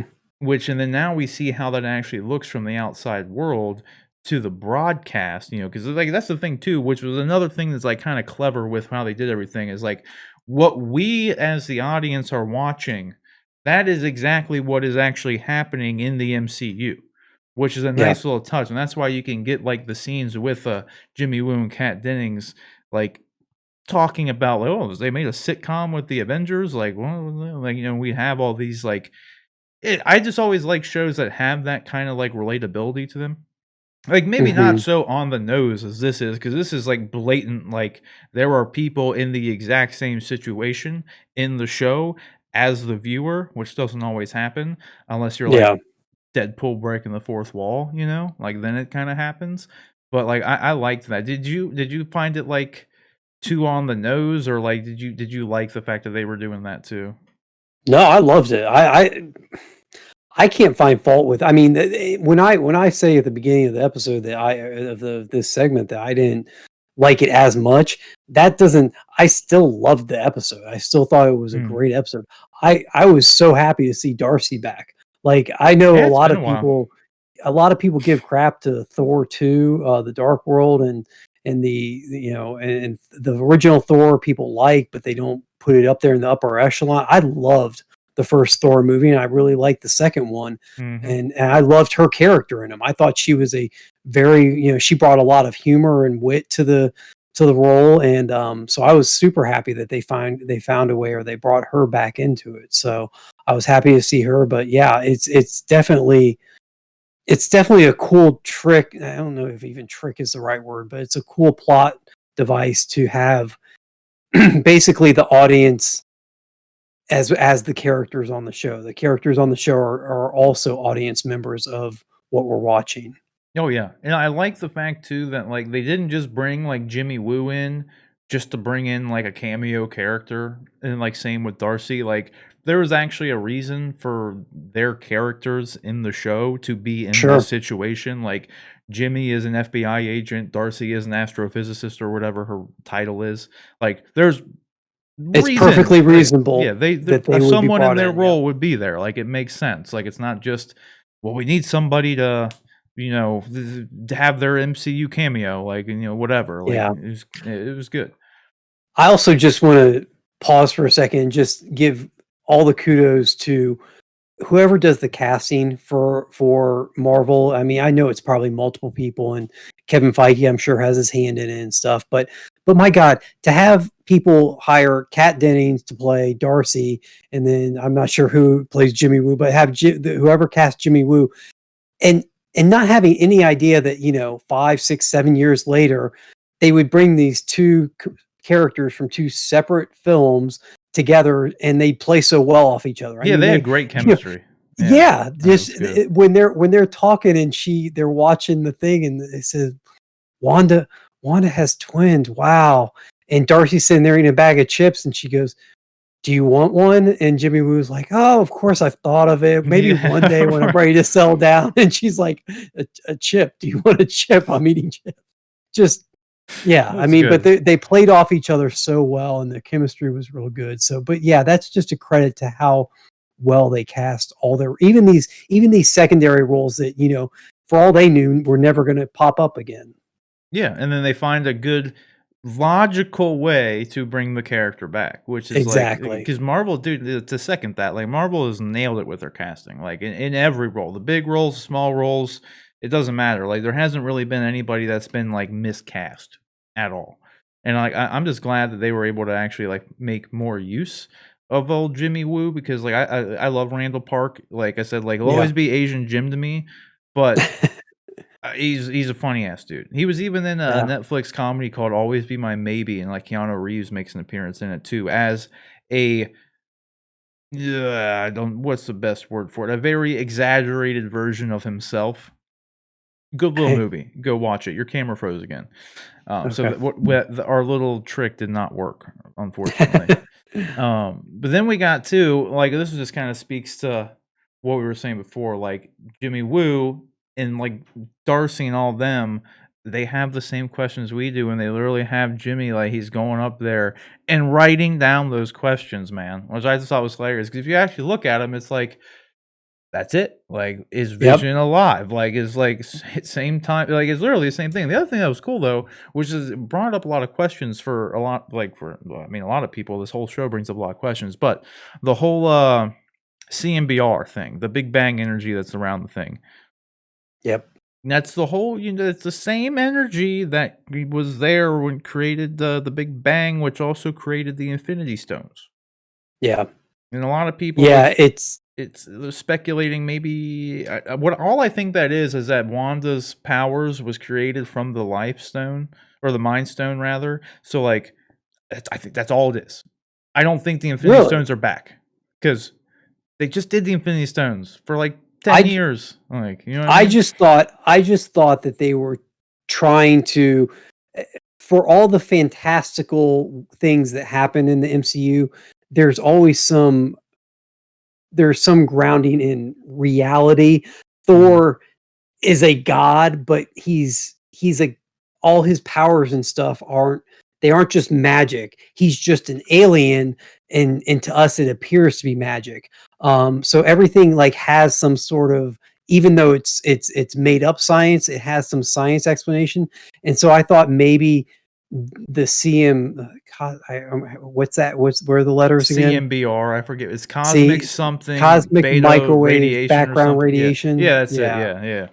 I thought maybe they were just starting to establish, or they're going to establish, that Wanda's powers, she is able to tap into that, and that is why it's relevant. But it's to just basically kind of ground her versus just saying, oh yeah, she's just magic. Her magic actually has some sort of, even though it's completely made up science, there is some sort of grounding of her powers in science. Right. Well, because that's one thing, like, that makes sense too. I just know a lot of people are thinking that, like, somehow the Infinity Stones are bad. There's people literally saying that, like, Wanda is the Infinity Stones now. And I'm just like, That'd be an interesting twist. I don't think it would, man. Like, I mean, Really? no, but just because, like, Well, we know she's not, though. We know she's yeah, not yeah, right. she maybe she has something with the Mind Stone because of her connection to Vision. Maybe that's some, but we know she's not the stones because Steve took them back. I mean, Yeah, it wasn't like it doesn't make they sense. disappeared. It was a whole plot point of the end of Yeah, Endgame was exactly. Steve took the stones back to where they belong. Yeah, So right, and that's why, and my thing is too, like, I would be kinda disappointed if it has anything to do with the Infinity Stones in any way, shape, or form, because we just had the Infinity War saga. Like, it was sure, 10 years of this stuff, man. It's yeah, just, like, kind of a cop out if it's just like, "Oh, it's them we're bringing damned them back. Infinity Stones again." It's like Scooby Doo. It's always someone under the Yeah, mask, like, it's yeah. boom, it's the Infinity Stones. "Ah, gotcha." I haven't been reading a lot of social media stuff on it because I always try and I won't watch the episode without having seen anything, and then, by the time we do the show, it's only been out for basically a day, so I don't have a whole lot of time to look at stuff, but, so I haven't seen all that, and I agree with you, I think it'd be dumb to go back to that well again already. I really did just think it was they're just trying to give her some basis in their reality for how and why her powers work. Mhm. That makes sense. And like I said, the only other thing I could see them, like, connecting a dot with is saying, like, "Oh, yeah, like, Wanda got her powers from the Infinity Stone. The Infinity Stone makes, like, this kinda radiation too, so maybe it's just that. Maybe so it is Mhm. just Wanda." Just another way for them to confirm that everything is Wanda, you know what I mean? Because at the end of the episode, not to jump all the way forward to the end, but Monica Rambeau is like, "It's Wanda, it's all Wanda," which I don't know if it's still too early to tell. You know, I mean, Monica Rambeau was only in there for a little bit. I think that could be a misdirect for us. Yeah, You know what I mean? Like, definitely. she might be under that assumption, like, she's not misdirecting anybody, but she may not have all the information, as we don't have all Sure. the information, so Yeah. but, because I know a lot of people were ruling out because everyone, like I told you before, the whole, Agatha Harkness thing, and then Yep. Mephisto. There's been some theories running out there for since the show's inception, and, like, a lot of people are ruling that stuff out now because of this episode, and it's like, you don't know yet. Like, it's like, I've said from the start that this is more than likely just all Wanda dealing with her grief, like, that's just what's going on, and Yeah. I still think that's the case, but it is the episode 4 of 9. There's still plenty to be revealed, and there could still be somebody in the background influencing things. Yeah, we're You know not at the halfway point even yet. Yeah. I'll say this too about Marvel. I think with everything, when you adapt stories and characters from other mediums, or that have other stories that have gone on long before, I think the natural inclination is to go, "Oh, well, they're doing this story or they're doing this." And while Marvel has done that to an extent, they always put their own twist. The MCU, I should say, while the Marvel MCU movies have always taken their inspiration from comic book stories and other medium stories, they always put their own twist and spin on them. So I don't think it's as easy as just saying, "Oh, they're adapting the Agatha Harkness, which story from the Avengers comic." They might be taking elements of that. That character may be involved, but I doubt it'll play out just the ways it did in the comics. Oh, yeah, for sure. I mean, look at Civil War, Yeah, Look at Infinity War, perfect hell. example. Like, Yep, yeah. yep. It's there's stuff there, but, I mean, They they take inspiration from other things, but they always do it kind of their own way, which is another thing that I love about the MCU. Because if I just wanted straight adaptation, then I Well, would then get it's kind of no longer an boring. adaptation. It's just like, well, let's just make that a movie. Like, Yeah. you know what I mean? Like, I appreciate it when they, because you want to be surprised. You know what I mean? It's like we Hmm. know the comic story. It's like why who, and Sure. that's the thing too. Is like a lot of people like want to see that done. Like, well, we'll just make it that it's perfect. Just make it. It's like you really think that like all these like creative people, like these writers, these directors, just want to go and just shot for shot make someone else's work. Like, you know what I mean? Yeah. No, like they want to put like their own stamp on it, tell their own story. Like they want to use that Well, as inspiration and like do it, but like it's kind of boring otherwise for them, like for and anybody. especially in the world of comic books, like the one time that has actually happened, like legit shot for shot, almost verbatim the way it played out in the books was Zack Snyder's Watchmen, and people Yeah. didn't now they did make a drastic change to the end of that story, and of course you're condensing a 12 volume very dense work into a 2.5 3 hour film. Mhm. So there were things that were cut out, but the things that are in there are literal, just straight taken from the page and put on film. There was no like ad libbing or anything done. They just took out the parts of this for 95 to 98% of that movie. I would say that I can't. It's been a while since I saw it and compared the two, but there It's may pretty be one close. or Yeah. yeah, and with the exception, of course, of the ending, but still, in Watchmen, while I thought it was a good movie, did not set the box office on fire, did not Mhm. draw in a ton of new viewers or readers. So as much as people may think that they want that, I think that kind of goes to show that's not always what people want. Yeah, 100%. And that going to the Agatha Harkness thing and why like I like one thing that people could lean on to why you shouldn't rule that out is like in this scene where they were going through and identifying all the people inside, thus confirming that everybody is a real person, like I theorized. They don't have an identification for Agnes. Yeah, So, they put her up on the board without one, don't yeah, they? like she's there, And but she's the only one. only one they have. Now, granted, that blonde woman, I forget her name, the one who broke the glass, she's not up there Yep. either. So, I mean, Yep. there's other people that aren't up there, but arguably speaking, and this goes to show you too, which I know a lot of people have been overlooking this. Catherine Hahn, who plays Agnes, who people are thinking is Agatha Harkness or has some larger comic related role, I think you're all right in some degree, anybody thinking that, because when they were doing like promotional stuff for this, when the actors go and do interviews and press junkets and blah blah blah blah blah, it was uh what's her name? Wanda, whatever Wilson, I can't remember her name. Her Olsen. yeah, Olsen. What's her first name? I can't Yeah. remember. Elizabeth Olsen. It was Elizabeth Yeah. Olsen, Paul Bettany, and Catherine Hahn.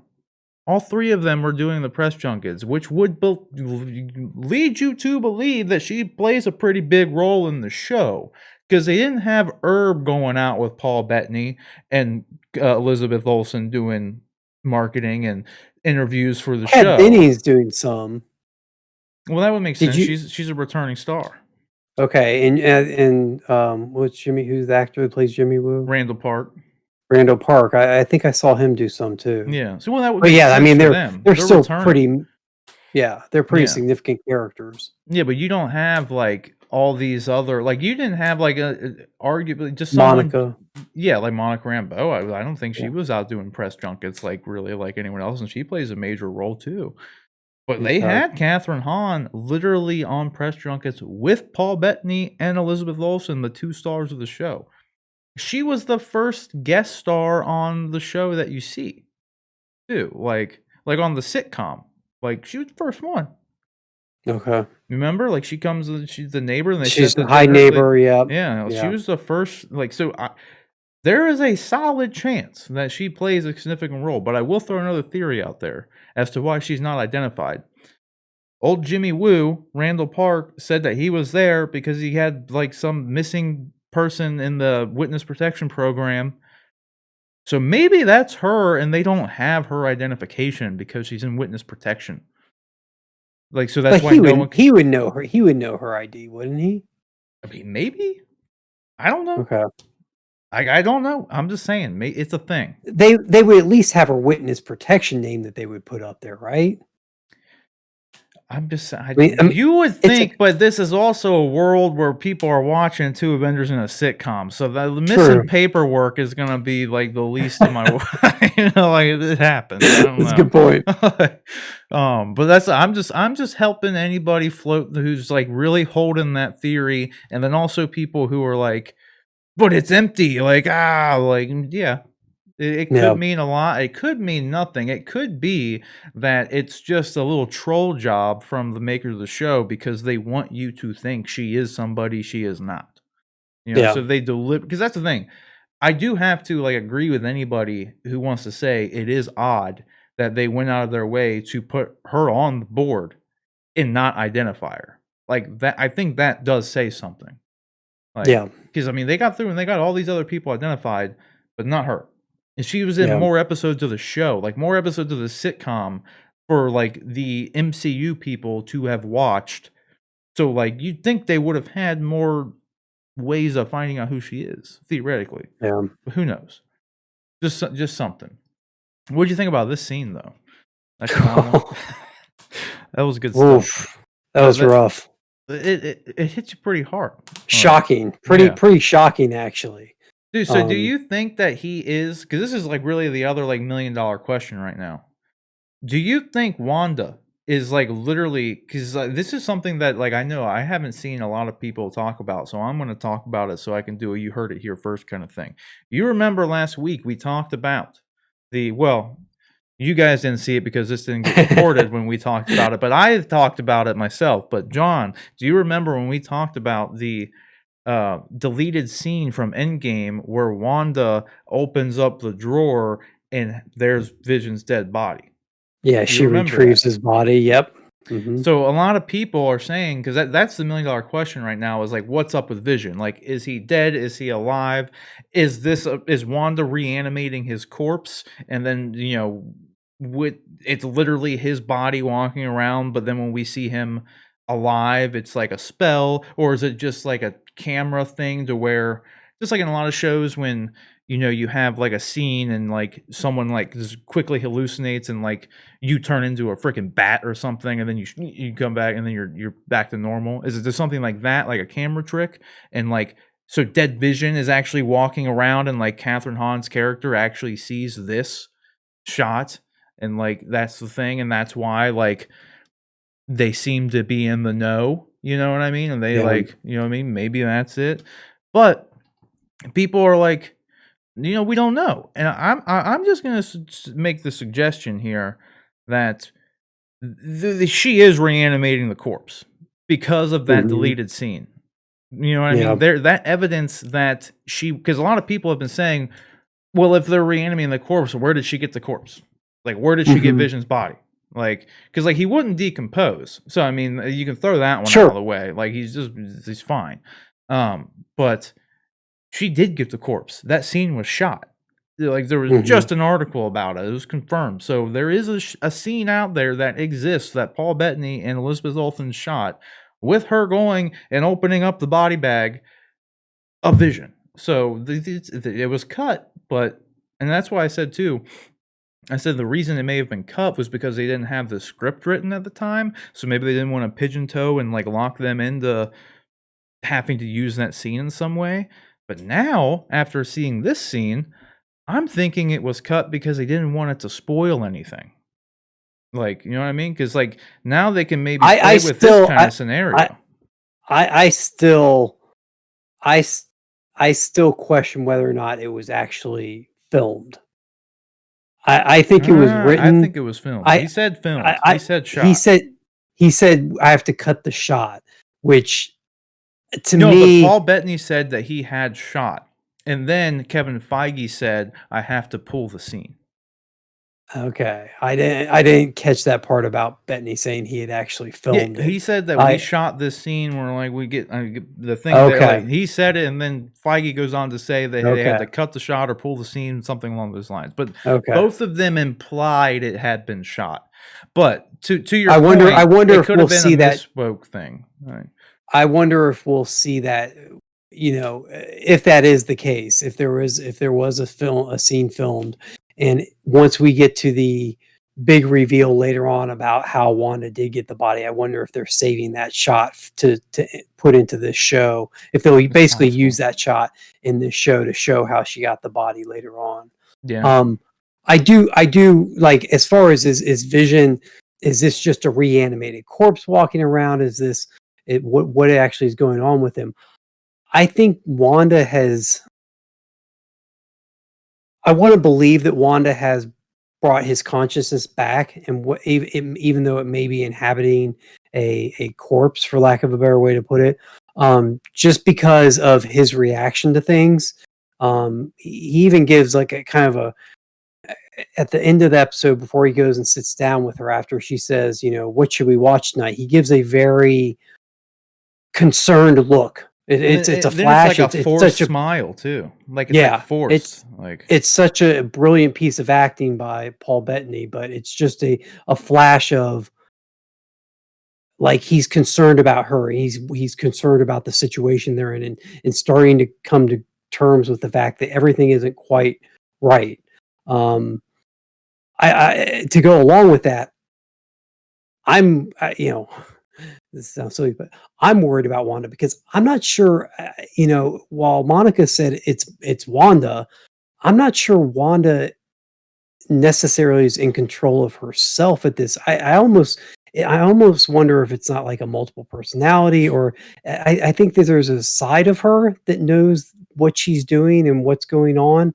But I also feel like there's another side of her that is completely disconnected from everything, and is just kind of let herself be lost in this world she's created, because after she throws Monica out, after she pushes her through the walls and throws her out of the town, she almost has like this puzzled look on her face, like, why is there a giant hole in the wall and what's going on?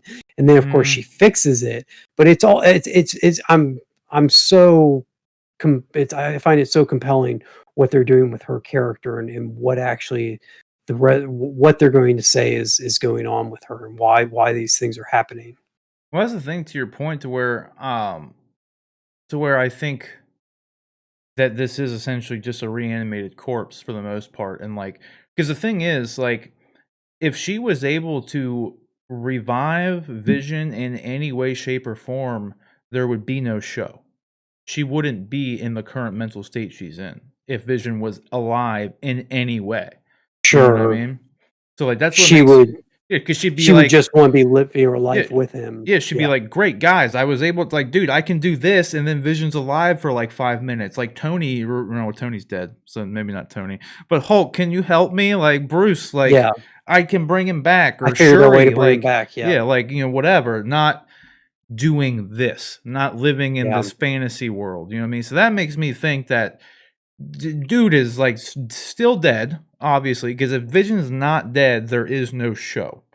At least in yeah, the show as it is now, with Wanda being in this state, because it just wouldn't make sense otherwise, you know what I mean? Because the whole point of this seems to be that she's broken, you know what I mean? Like, she's yeah, dealing with this loss, and, like, this is what she's doing to deal with it, you know what I mean? mhm, So, like, but yeah, that I mean, at that point, it's just that's that brings up the other question, though, is and how is the Vision we're seeing, like, learning? You know what I mean? Because like you said, like, he starts to, like, question Wanda in the episode with the twins. He's like, "No, something is wrong," and then she, like, resets him.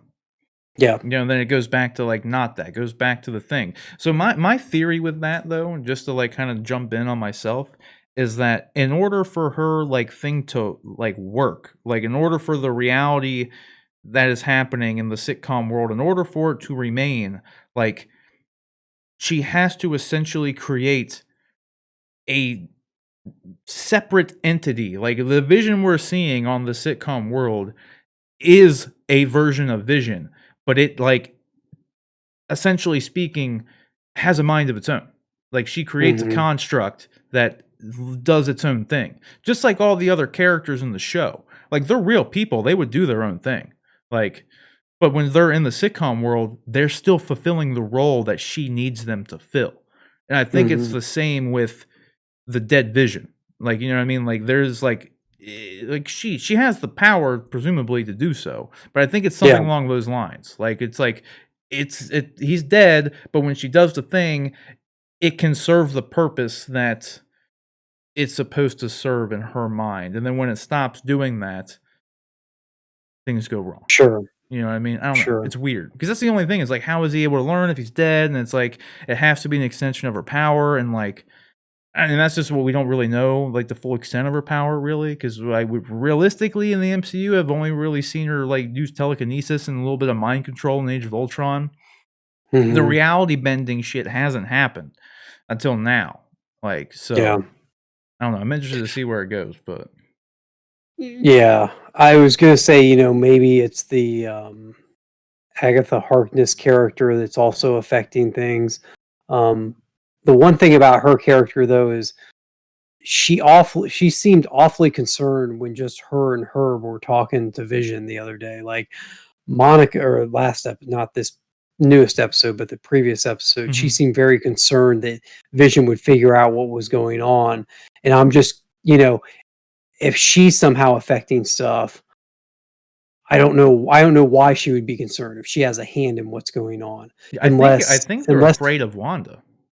I Okay. think somehow remember how I was saying that I think that they were in the uppity up because of that scene? Because, like, it seemed like they knew something, like, they wanted to tell Vision something, like Herb did, Mhm. Yeah. and she made him stop.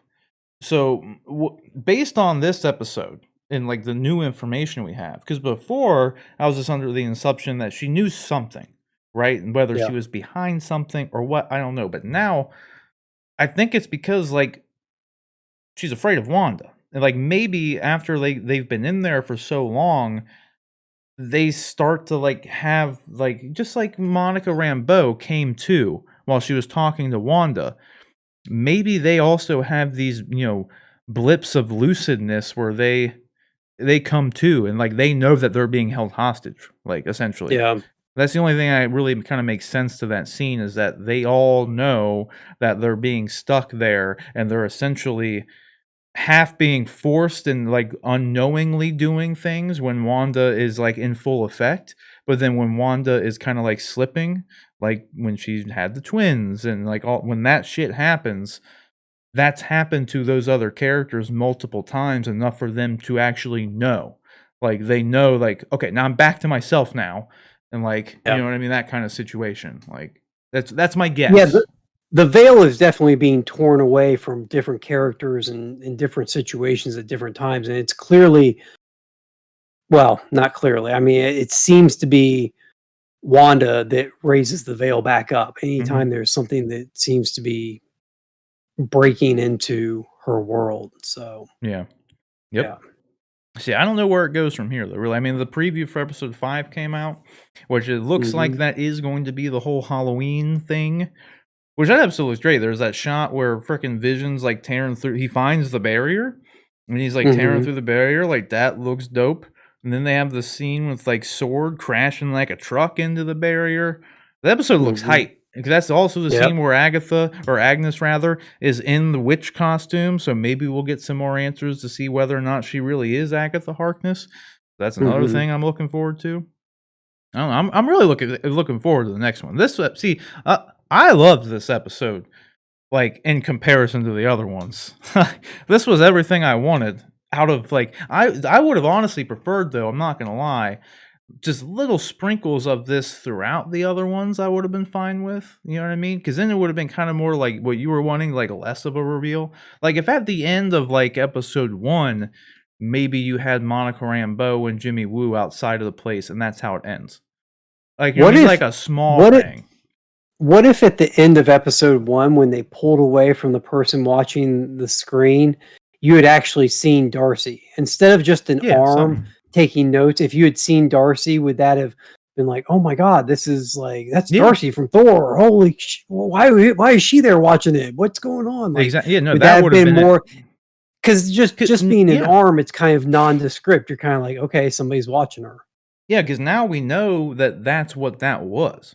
Because we know Yeah, because exactly. when you first see it, and then when you see the beekeeper thing, it's all made to assume that, like, Sword's the bad guys, and they're keeping them there, and, like, You know what I mean? Because like you see Wanda, Yeah. she sees the beekeeper dude come out, and she's like, "No." And that's another thing. What happened to that guy? Like he goes in, he doesn't come back out. He didn't get We don't ejected like we don't Monica. well, not that we know of. Maybe that's something, maybe that will be an actual something that's touched upon later on. Maybe, Um, M- but maybe he she got killed. also, I think it's entirely possible that he was not integrated into the world the way that Monica's character was. He was just taken care of as soon as he showed up, for lack of a better way to put it. So maybe by taking care of him, she just blipped, to use that phrase again, she just blipped him out of the town and blipped him back into the sewer at the entrance where he first crossed the threshold. I don't know. You're right. He didn't. Well, But and since it we was don't have weird that definitive answers, he I don't want to jump to. it was weird that he came out as the bee thing though, because that seemed to freak her out. Yeah, but no, but everything gets like that whole part of that scene. Everything when it comes into her world gets Like, it gets like changed, like converted yeah, the jump rope thing and like to that. fit. Exactly. Yeah, it gets But converted to fit he the even world. had bees around him. Like, what does that symbolize? Like to her, to where she sees the dude comes out and looks like a beekeeper, and there's bees floating around him, and then she looks immediately scared and mad about the situation. That has to I mean something to her. I don't know. I'm not. I don't know that I'd take it that far. For me, I'm It's not taking it weird. that far yet. If it does, then that's fine. But I also think just the suit itself, if he had come up in a contamination suit, a high tech radiation contamination suit in the 1950s, that doesn't fit that era. So I just got it dawned on me. Bees are okay, buzzing around and they're like annoying, right? Like people like in general, you get annoyed by sure. bees. Maybe all that really was like a sword agent coming through got turned into the beekeeper because sword in the real reality out there is buzzing around her made up reality, annoying her, trying to get There you in. go. So maybe that's Yeah, really all that symbolism is, just like a fly yeah, coming in and just being annoying. It's just yeah. maybe that's literally all it And was. and they're and Like, bees are vaguely threatening too. I mean, yeah, enough exactly. of them It sting honestly you makes if a you're lot of sense. allergic. Yeah. Yeah, that's Yeah. actually yeah. I think we just cracked that one. I literally think it might just be that simple. Like, it's just annoying bug coming in and bugging you. Like, Yeah. she's trying to do her thing, and then this dude's coming in here, and she knew immediately someone coming in from the sewer was someone from the outside. Like, and maybe that's Yep. literally all it was. It Yep. wasn't anything more than that, not some weird, like, beekeeper used to abuse her or something like that, you know? Not Like, an not an AIM soldier, that she didn't take it yeah. for an AIM soldier that she had encountered before or something. Yeah, Yeah. exactly. Yeah. But yeah, I liked him. I'm excited for it. I'm good. I'm I'm good. glad. I'm Yeah. glad people. I hope that when they delve back into the sitcom aspects of it, people are a little less a little more willing to go along for that part of the ride. More And open-minded to it. knowing that they're still going to get plenty of their MCU goodness that we've Well, come to know and that's a like. that's a good place where we can end this too. Like, do you think that we're actually going to get any more dedicated WandaVision episodes? Like our first 3 episodes were all sitcom. Yeah. I personally don't Um. think that's going to happen anymore. I think it's going to be a little bit of both being peppered in throughout the rest of the thing. Like, I think they're done with the gimmick of it, like the full gimmick of it. Personally, Yeah. I guess we'll find out the next one. I think they'll still lean pretty heavily into it just because of what they've said in interviews and promotional things about it, that they have identified a sitcom style that they want to use to represent each decade. hmm So I think the next one we'll get our 80s sitcom. I think you'll definitely have more of the real world stuff coming in. It might be more of if it's a 30-minute episode, it might be more of a 20-10 split, which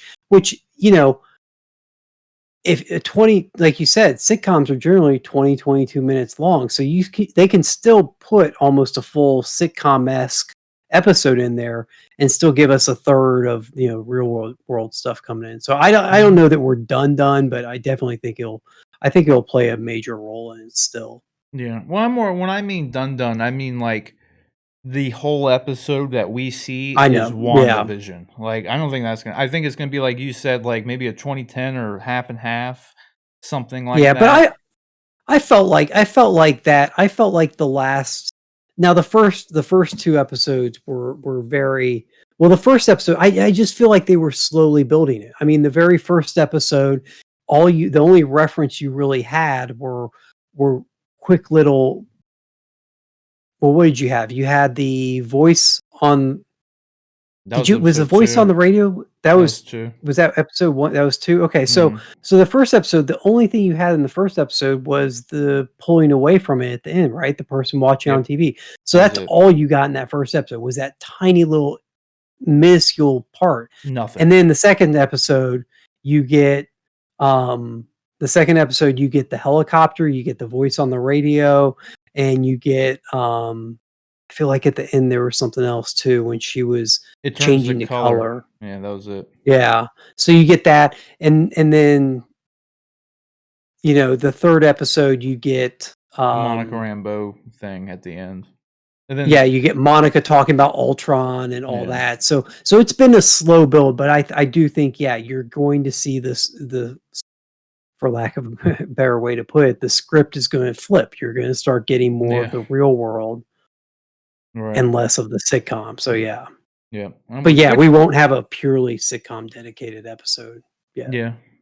That's I agree. That's where I'm at. Yeah. Which I think is a good call. Like, I think so personally.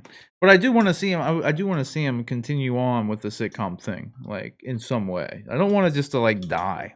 Like sure, for lack of a better term, not like Vision. that. Yeah. Poor Vision. Yeah. Poor guy, dude. Poor Wanda too. Like heartbreak. Yeah. Yeah. Like geez. So, but I think we're gonna call it there. Unless you got anything else to say there, John. You good on it? No. We covered it. We covered all my. I even took notes. I covered all my notes. There we go. So, then that's good. I'm glad we were able to hit them without having to check down, dude. That's good. We got through it. So, John, where can everybody find you online then? I'm over at Twitter and Instagram. You can find me at Nightwing_K. Despite what this is still pulling in the old. That's right. I've updated my social media presence to reflect our show. Hold on. If you keep talking, I can make it come up. Oh, okay. So yeah, you'll see. I'm trying to keep those. Those you won't find some of my more personal posts that people just wouldn't be interested in, like what I had for dinner tonight, and the things absolutely nobody's interested in. These will be more like topic-oriented things that we'll either talk about on the show, or things related to things we talk about on the show, or just my own personal interest on things like comic books and movies and TV shows that we may not cover over here or on the show. So. I need to riff some more. We haven't quite gotten there yet. So. No, it should be here. I can't find it. Now it's gone. Now look, this is okay. No, look, this is funny though because wait, it's on this one. Boom. God, I found it. I found it. I had like 4 folders, so that like sets of them. And like it doesn't matter. It's not interesting to anybody else. There it is. I found it. The magic of video editing. I've my new social media presence is up. It's too much content there, but I've already changed that before, so I don't know why it went back to the old one. So that's the only thing I think is weird. Yeah. Either way, there it is. Nightwing_K. Guys, you can follow me simply at Sir Rob Bifo on all platforms there. Don't forget, you can also submit topics and questions to the show by emailing us at honestanduneducated@gmail.com. That's honestanduneducated@gmail.com. And I will have, I think, coming up like on Wednesday-ish, assuming I can get all this done, I did do some reviews and some demos of these bad boys here. So I might post these. They're unfortunately I have the kill switch on, or I'd turn them on right now. But I got the Revan lightsabers. and I did the unboxing for it. That's up on the channel, so you can go check that out. But I got the review coming, so if you want to go check that out, I should be up at Wednesday at some point. And also check out every Friday. We live stream and do stuff like that and all that good stuff. But for now, all you need to do is like the video, subscribe to the channel, then share the video, then follow John the underscore Nightwing K or Nightwing underscore K. God, I almost said J myself. I'm getting confused now. It's getting late. You can follow me at Sir Rob Bifo, like, subscribe, all that good stuff. And thanks for watching. That's it. Till next time. Take care.